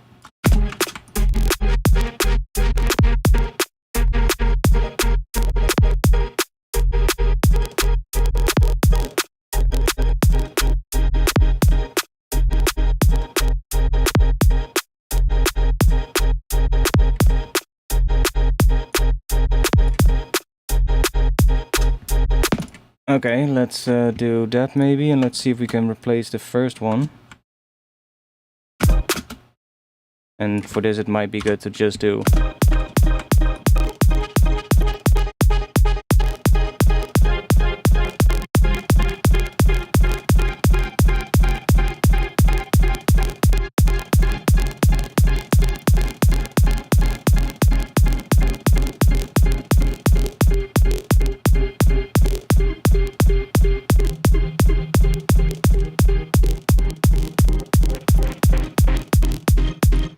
a lot of trial and error though.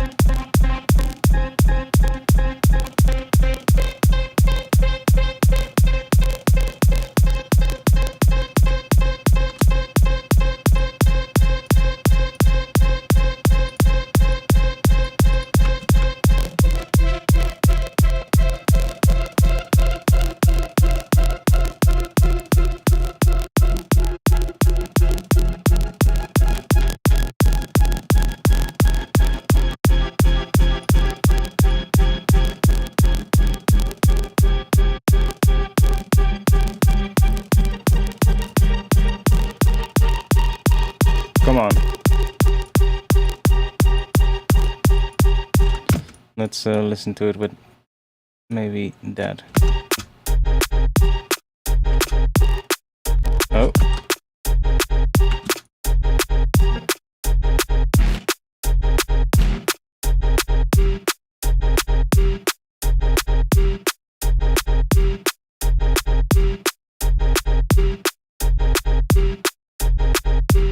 See, that would could, for instance, work.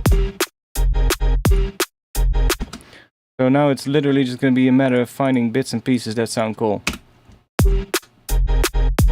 And then this one doesn't sound cool after that, so we would probably want to change this. Let's just go quite far into the file maybe.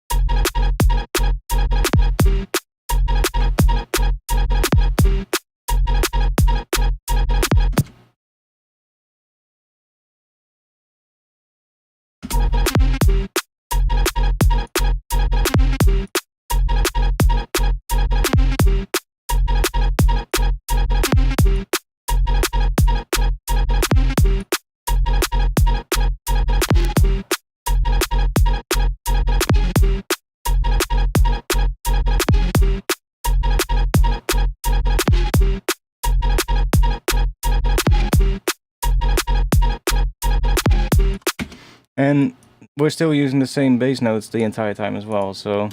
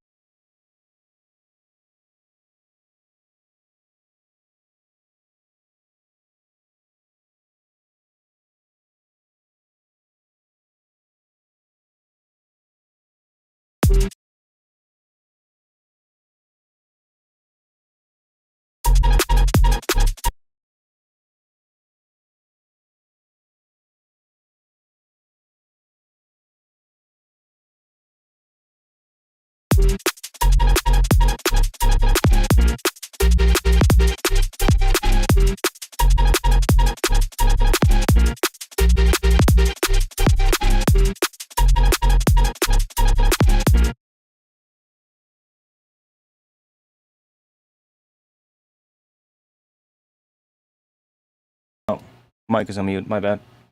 There we go, it's back. We're gonna go to that view for now. I wanna check something out real quick. If we get like some, can get like some weird granular patch with like a bass as well. So that's gonna be a little bit more difficult, but we can still make it work. We are gonna need a bass patch and a mid-range patch. I'm gonna do it in the same group so that it has the same processing. So that, and then this. Let's copy this one. Or we might not need it, but let's do it for just the sake of consistency.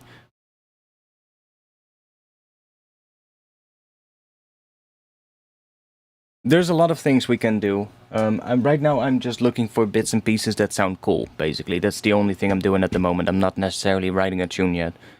Just coming up with ideas. And I would also, especially with this kind of style of producing, with like taking such a resampled file, I would also make a ton of variations on this. Like I would just make like, basically just copy this over to like here and make another one of these, but like with different chops, and just see if you can make like all kinds of different variations, and then in the end you can then basically pick the best parts from those and combine those into a track. That's how Cohen Sound makes the tunes. That's what I noticed from watching their Patreon. They have like, dude, it's insane. Like, well, it's actually getting pretty close now because we have that long file in here, but they have project files where they open it up and it's literally they're going to like bar number 3265 or something. And it's like, oh yeah, here in the project file we were messing with this and we were experimenting with this kind of thing. So yeah, here we have a little bit where this came from. Oh, and you can actually hear what we actually ended up using in the drop in the end. You know, it's like they have these huge project files, but most of it is just bits where they were just experimenting.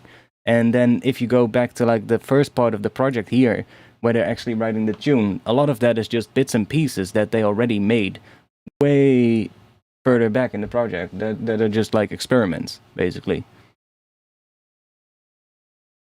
And that's how I would do this kind of stuff as well. Just like make like bits and just move them over to here, and then just make a new one.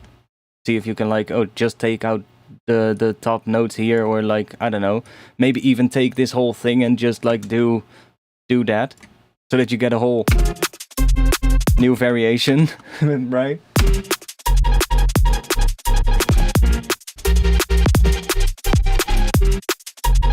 But you can get some pretty cool stuff. Now, let's see, if we just copy the drums to here.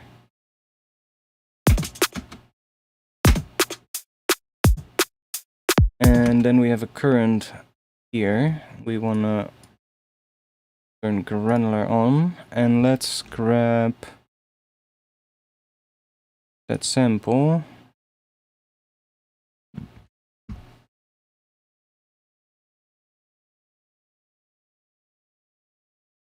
There we go. I need to piss really bad. Sorry, everybody. We're gonna have to take a very short bathroom break. You can listen to a piece of atmosphere. This part here. That sounds like a good part for you guys to listen to. I'll be back in just a little bit.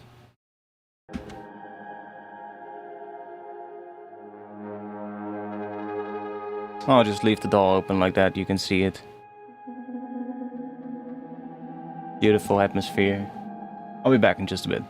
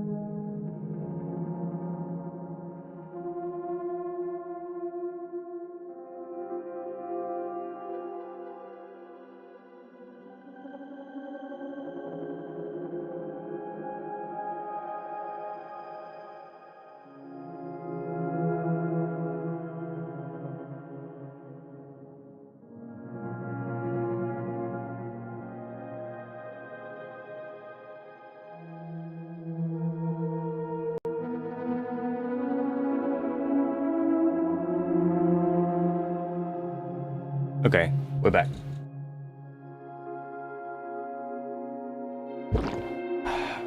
I was unironically just using one of your faceblend presets when saw you were live. That's great. Wait, faceblend presets? Do I have faceblend presets that I released? Dude, I keep forgetting things that I made. Earlier somebody told me about a bunch of wavetables that I apparently made. I couldn't remember that at all. I was like, wait, what? I made these? Apparently it says Artifacts as author. Oh, okay. Well, maybe there were some things that I... Wait, what?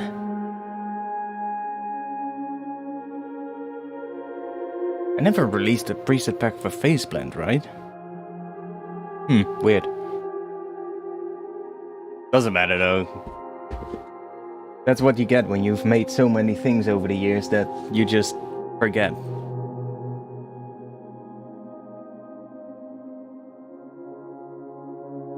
Okay. So, I was thinking, while I was taking a piss, it might be good to put the sample in a sampler and not in a current. One issue that I have with current, it's not really good for long files, because the sampler is such a tiny window. The Granular engine is good as well, but I think it might actually be nice if we use a sampler and just re-trigger the sample, and then we can move around. So, let's get rid of the current here. And let's just drop this sample in here. And I might actually grab the first one. Oh, really? Oh, but I don't want to make a multi-sample.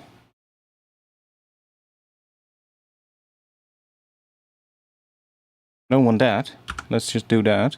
And let's create a sampler. I want to drop the long file in here. And now we have another track here for the bass. So here I am going to put a current.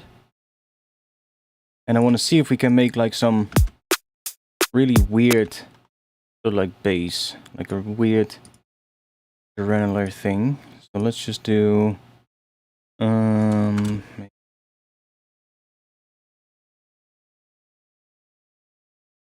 do that and then just loop it. And the sample is obviously going to be C, but yeah, that doesn't matter. We can just put a C note in here. But then if I re-trigger this, we can get like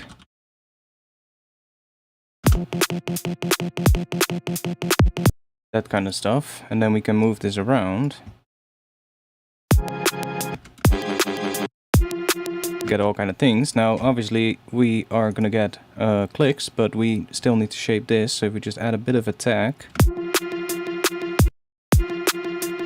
and then we can use the decay here to create like a really short kind of thing.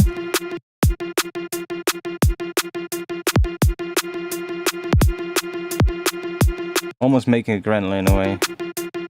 But I guess maybe it might be easier in a granular patch now I'm thinking about it. Maybe that idea that I had during taking a piss wasn't the best idea. Let's just do it in a granular patch. Makes it more interesting as well. Let's just do that. Turn you on. Put the sample in there.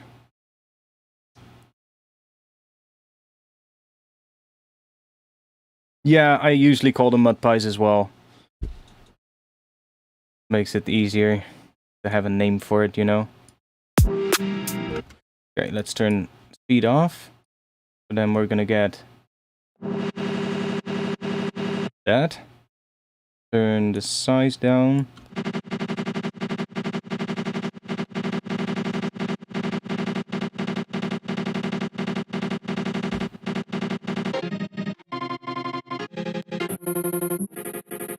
And now, before we do anything, I'm gonna layer this with a bass, because then we're actually gonna hear what we get. So let's grab that. And I guess we want to have a bass that does the same kind of rhythm, so let's just go into the sub and let's grab curve. create like a shape that looks a bit similar, something like that. And then want to have that at 16ths.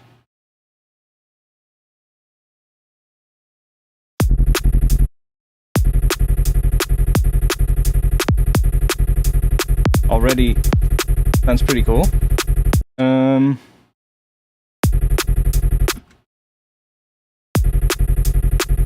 Let's do that. Let's go in here. And now we can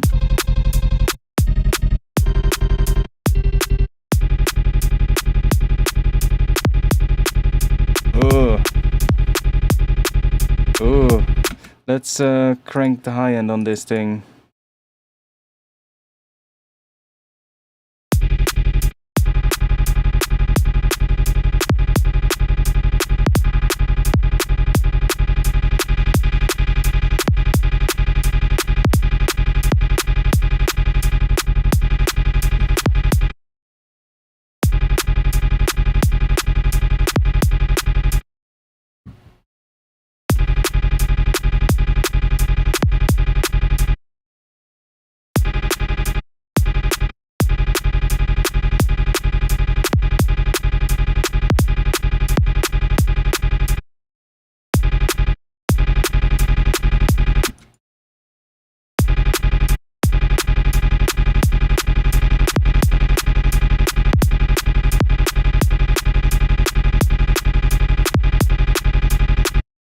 Be a little bit much, but the drums, let's bring this one a little bit quieter.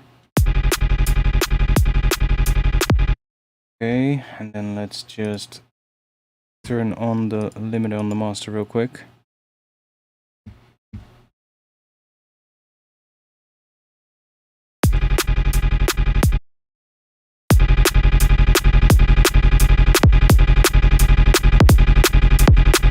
Little crash course, how to set up your limiter. Crank it up, that you hear it distorting.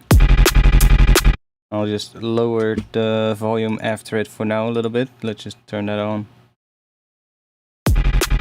So we can really hear it distort, right? Then start bringing the attack and the release down a bit, or the release up and the attack down. So until you start hearing it getting cleaner. Okay, kick is becoming a little bit cleaner.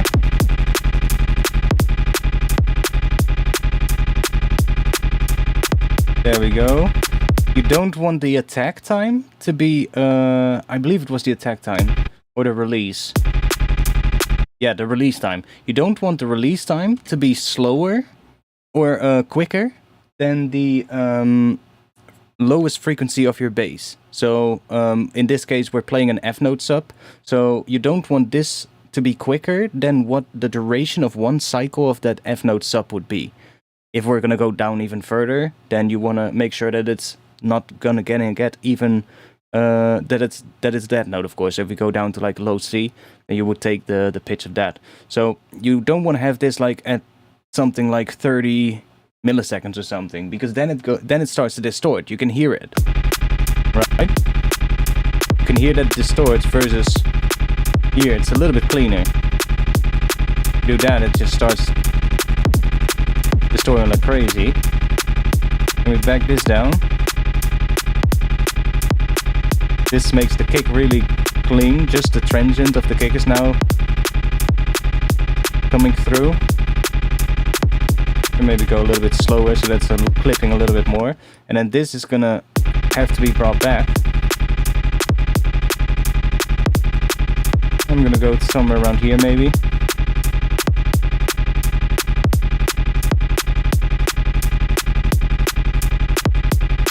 And then we can bring the loop head up a little. It'll get even cleaner. And then we can back this down a bit again. That we're just catching the bass and evening out the level. But this way you can kind of set this your limiter up in a way so that it's distorting the least amount but still getting pretty loud. Like if I turn this now back off. See, we're hitting -6, -5.5 LUFS. pretty good for something that is just 2 layers and some really basic drums. So yeah, little tip, I guess. You seen the clip to Zero Method? Yeah, I know about Bathometrics. Yeah, it's just something that I've already been doing a lot, you know? I've known about that technique for so long, it's just that she gave a name to it. I just called it clipping, you know? I just called it clipping your groups and your tracks and just making sure that everything is confined within whatever loudness you want it to be at, you know? And a lot of times, let's say you have a kick and it's just not cutting through the mix. You can make that kick probably louder by just clipping it. And it will sound a little bit more distorted, but it probably will cut through the mix a bit better then as well. But with things like a snare or a clap, for instance, if those are really not cutting through the mix, you can most of the time just clip the absolute shit out of a clap, for instance, or like a high-pitched snare. A snare that doesn't have like a really like a really like low transient, but one that has more like maybe like an acoustic snare. You can clip the shit out of that thing and it will just get louder and louder and louder, but because you're clipping it, it doesn't really actually get louder, but it just sounds louder. It just the perceived loudness goes up, but the actual loudness just stays the same. And that way you can really make drums cut through a pretty heavy mix. But yeah, doing just slight amounts of clipping here and there can really help to make things stand out.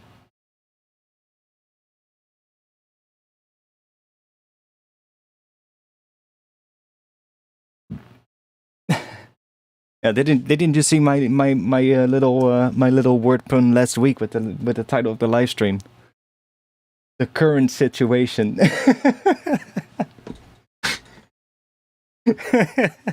That's how I titled last week's live stream. I was like, how am I gonna title this stream about current? We're gonna have to address the situation around the launch.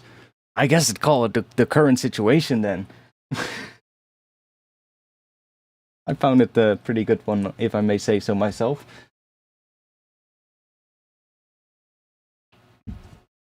Well, yeah, but with clipping, you can get a lot of interesting sounds. Even just like clipping bass and stuff like that, you can get some pretty interesting distortion.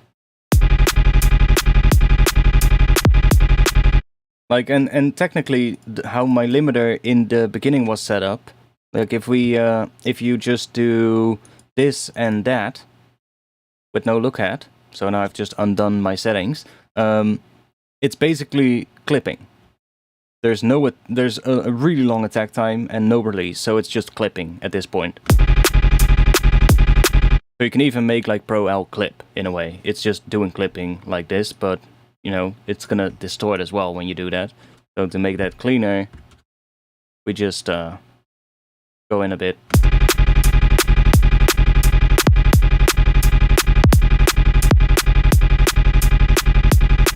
There we go.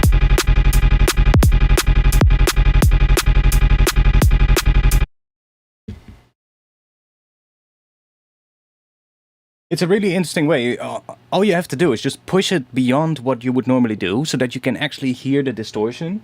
And then you can set it up so much easier because you can actually hear what is happening. And if you can get it to be as clean as possible while you're actually pushing it too far, then you'll know that when you then dial back the gain on it, that it'll always be the same sort of like clean sound, but just a little bit quieter. And the limiter doesn't have to work as hard then as you back it down. But because you're pushing it hard first, you can actually hear what the limiter is doing. When you're just limiting with like 2 or 3 decibels of gain reduction, it's really difficult to actually hear what the limiter is doing because it's going to be so subtle. But if you push it like with, I don't know, 10 to 15 decibels of gain reduction, that suddenly becomes a lot more audible. So that's with a lot of effects, actually. A lot of effects, it's usually easier to set them up when you just push it. Like, for instance, if you want to set up a reverb or a delay, it's usually a lot easier to do when you set the dry wet to 100%, right? So that you can hear just a delay or just a reverb. That's another sort of like example of doing that same thing. And then you dial it back down afterwards when you finish setting it up. And any distortion as well. Like usually any distortion, while you're setting the distortion itself up, you usually just push the hell out of it so you can actually hear what it's doing. And then afterwards you back it down a bit to the levels where it actually sounds pleasing.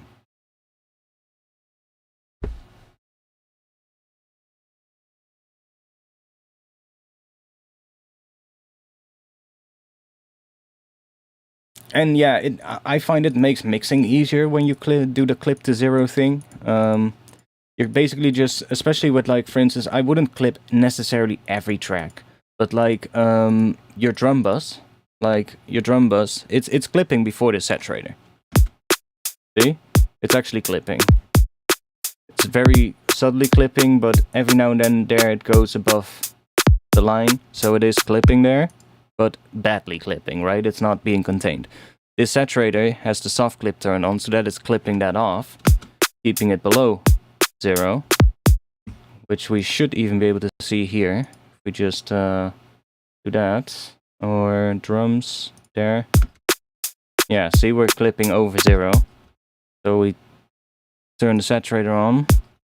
Now we're below 0, well below 0 actually. So that makes sure that the drums are now sort of like roughly sitting at 0. And then if you want to actually get to mixing this, and I want to say like, okay, I want my drums to be somewhere around -6 to -8 decibels, you can just bring this down to -6, -8, and you know that it is at -6. Actually -7, because we could just see that it's 1 decibel below 0. But you get what I mean, right? I would normally just clip it to like exactly 0, and then bring the level of the whole group for the drums down to -6 or -8, depending on what the starting point of the mix I want it to be. And the drums are always going to be the loudest in the track, so I just set that first, and then the rest will be built around that. But that's when the clip to 0 thing becomes in really handy, because if you're not doing that, and the drums are still pretty dynamic, or maybe they're not even hitting 0 on the group, then you can bring this down to, let's say, -8, but the drums might actually be at like -12 or something. Now, obviously, if you're going to do things by ear and have something like meters set up like what I have, then you're going to see it as well when the drums are quieter than the rest. But, you know, if I play this now, and then play it with the bass, see, we can see that the drums are too quiet, right?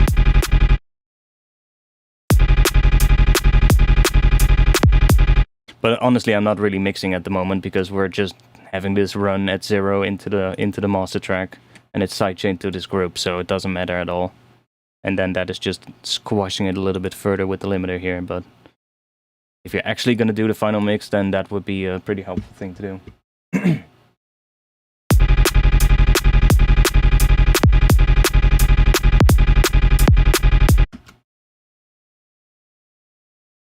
Okay.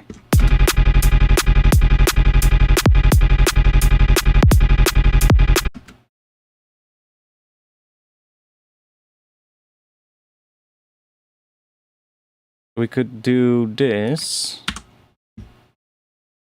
and then we can, I guess, just duplicate this one. I would probably use separate currents for all of these different parts, because it's going to be really difficult with such a long file to set it inside of current and do that with automation, so it's better probably to do a separate instance. Go down to that note, and then we'll do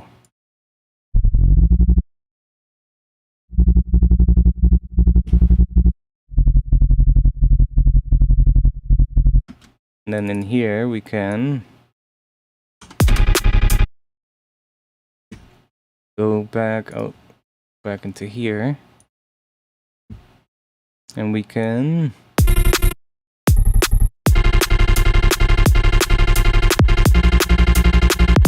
ooh, that actually works.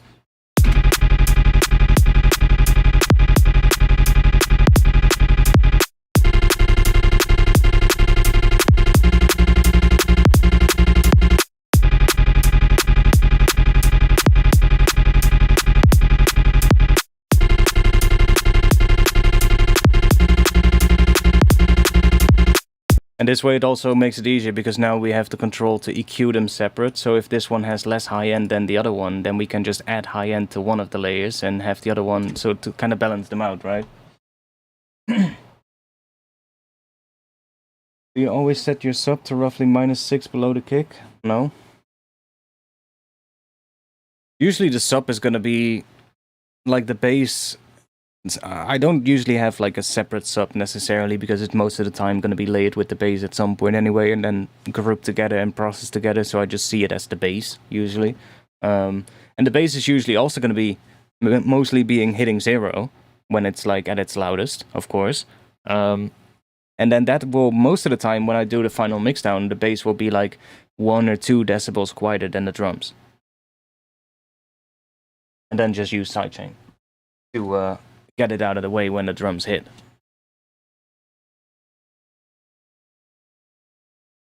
Usually the difference between the bass and the drums in my projects is only a couple of decibels.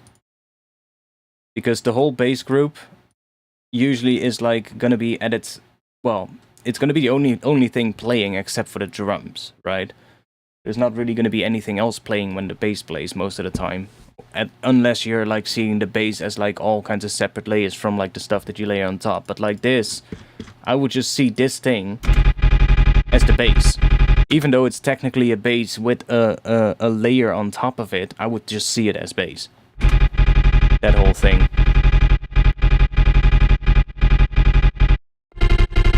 Even though technically there's a chord in there, there's like a lead layer, I guess, that is being re-triggered, but I would just see it as bass. And that makes it a whole lot easier, because then this whole thing is the only thing that will be playing besides the drums. And maybe some effect sweeps here and there, but that doesn't really matter, because the limiter on the master will take care of that. It's just, you know, because these, if you don't have just 2 groups, for instance, one is your bass with everything in there except for the drums, and then the drums, then all you have to do is make sure that every time the kick and snare hit, is that this one goes quiet. That's the only thing you're gonna have to do. And that way, it will always punch through.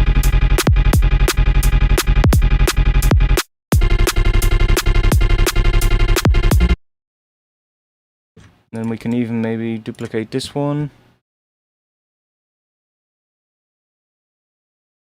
Do like a little boop. That. And in here we can find ourselves another piece.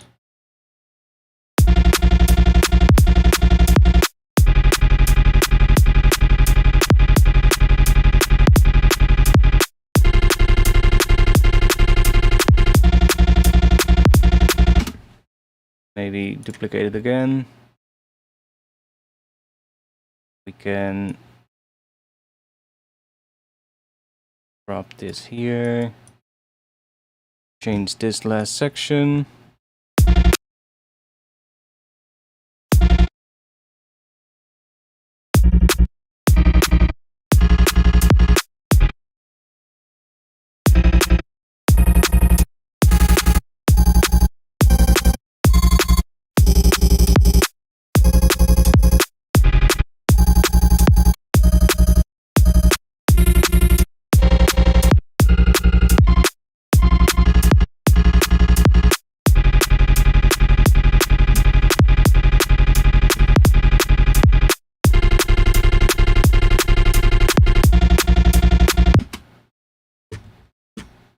And then maybe in this one we can change the rate to be that.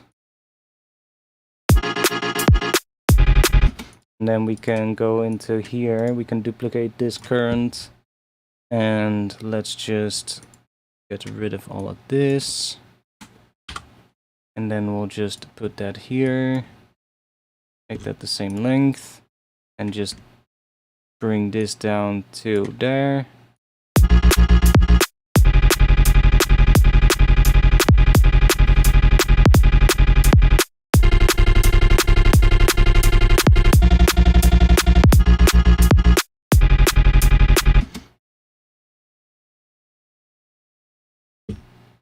Or let's do this.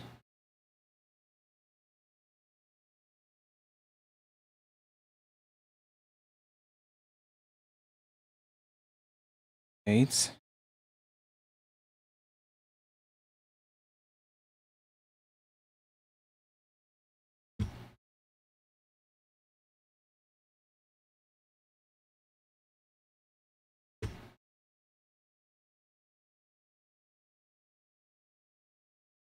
Back on 16s.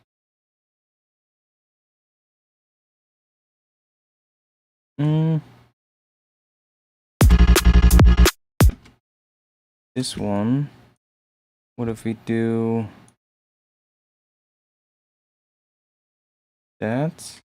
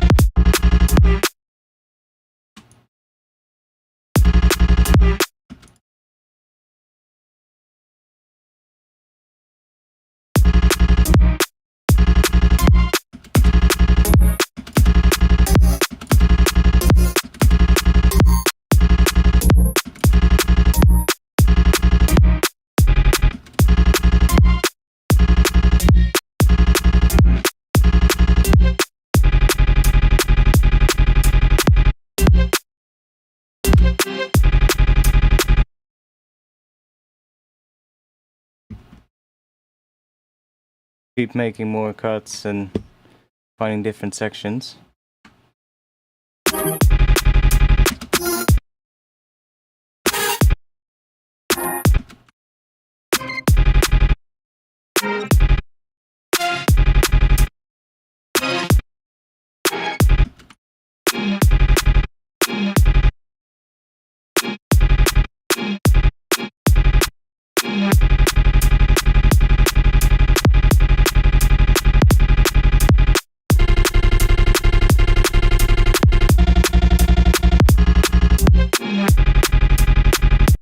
And yeah, that's basically the whole process, I guess, now. Just finding bits and pieces that work.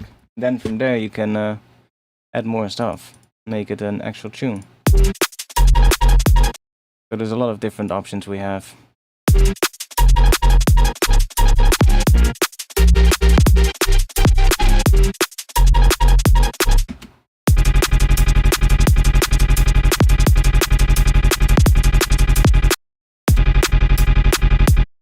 We can, I don't know, maybe make this start snare.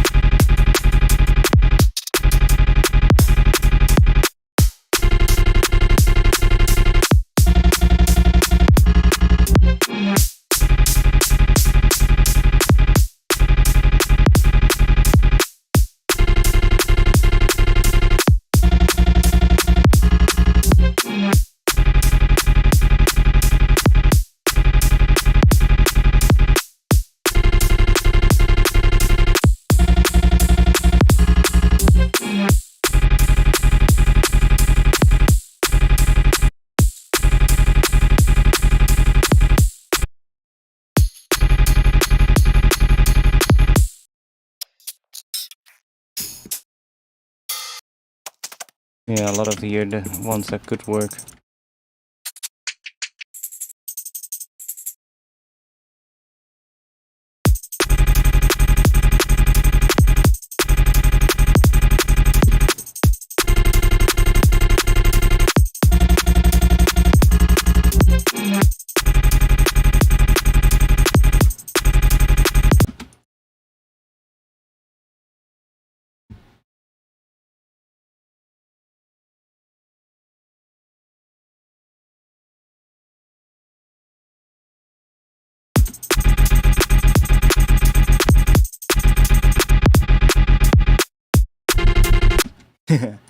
This one is still... I want to see what we get with other speeds.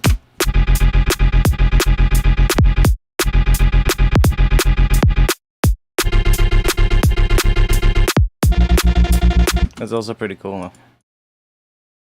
We don't have to have separate sub for all of these, but this one needs to slow down.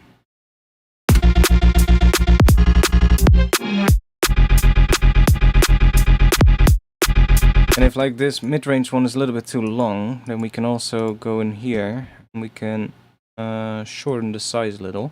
And then we should get... Oh! That's what I mean. That's much better. See what I mean? We want to make it a bit tighter and a bit more snappy. Like... Oh, that's nice. See, we can clean it up that way. Oh, that's so good.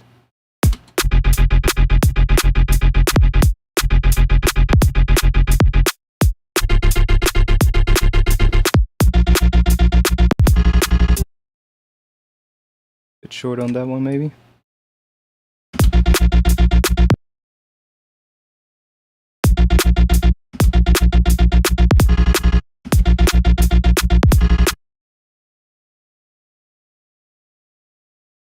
This one, let's...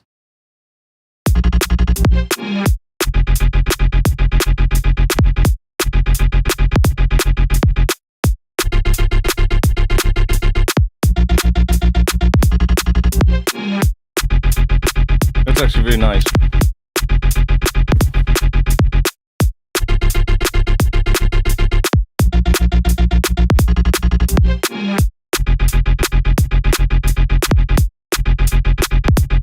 It's all going to be about like taking bits and pieces, and I guess now processing this as well. But I'm getting tired and my head is starting to hurt. So I think I'm going to stop streaming and find myself something to get the headache gone. Anyways, thanks though for being here. That was fun. We made some interesting things. Didn't really make much of a tune, but that's fine. We made this little start. The resampling thing was the main thing that I wanted to do, and it's really nice actually. I did another one of those files. I'm not sure how that one turned out. Where is it? Right here. I have another one of those. Also weird things similar to that other one. Different key though.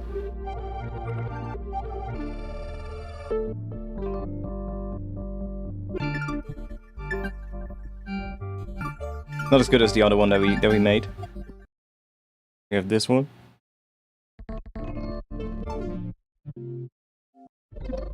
Same thing. The new one sounds much better. Like this one has all these really cool tones.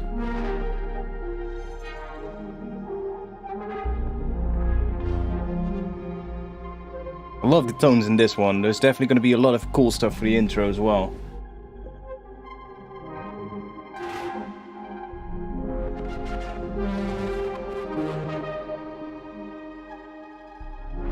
I can already hear like some like string layers coming in behind this.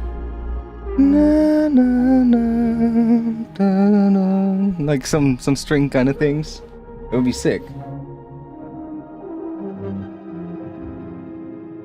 I'm really gonna have to go through these files and find like the good sections for the intro. Because those are pretty cool. Like these things.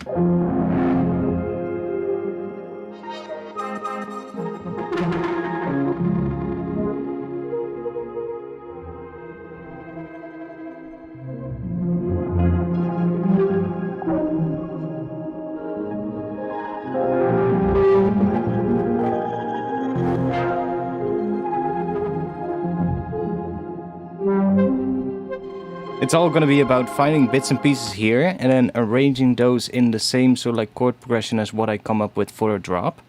And then it's gonna work, no matter what. As long as you follow the same chords in the drop as that the intro does, or one that is similar, maybe just the first 2 chords, or if it's an 8 chord progression, then maybe just the first 4 to make it a bit more simplistic in the drop, but then it will work. Anyways, thanks for being here. I'll be back again next week, 8:30 p.m. Amsterdam time on Friday. If I do feel like streaming in between or on different days, then I'll let you know. What is the analyze at the top of the stream? It's millimeters. You can actually, if you type !meters in the chat like that, then it gives you a link. Or it should. There we go. Thanks. That was fun.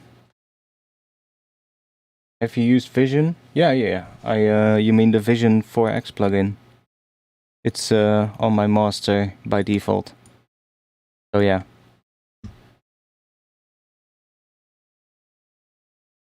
I'm gonna be in the Discord after the stream as well. So if you have some more questions or things you wanna talk about, join the Discord. Link will be in the chat. If you want to support me and get samples every month and other things like wavetables and all kinds of other stuff, then supporting me on Patreon is the way to go. I drop stuff on there every month, and you also get access to videos when I do like tutorials and stuff. Even though I don't do too many at the moment, I am going to be doing some more because I'm going to be doing a bunch of tutorials with Current. So I am going to be making some tutorials soon. So that's going to be it. I'll be in the Discord, like I said, and I'll see y'all in the next one. Thanks for watching. Peace.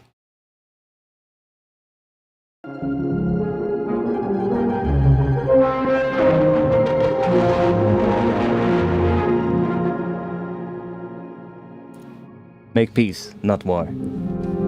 Goodbye, everyone.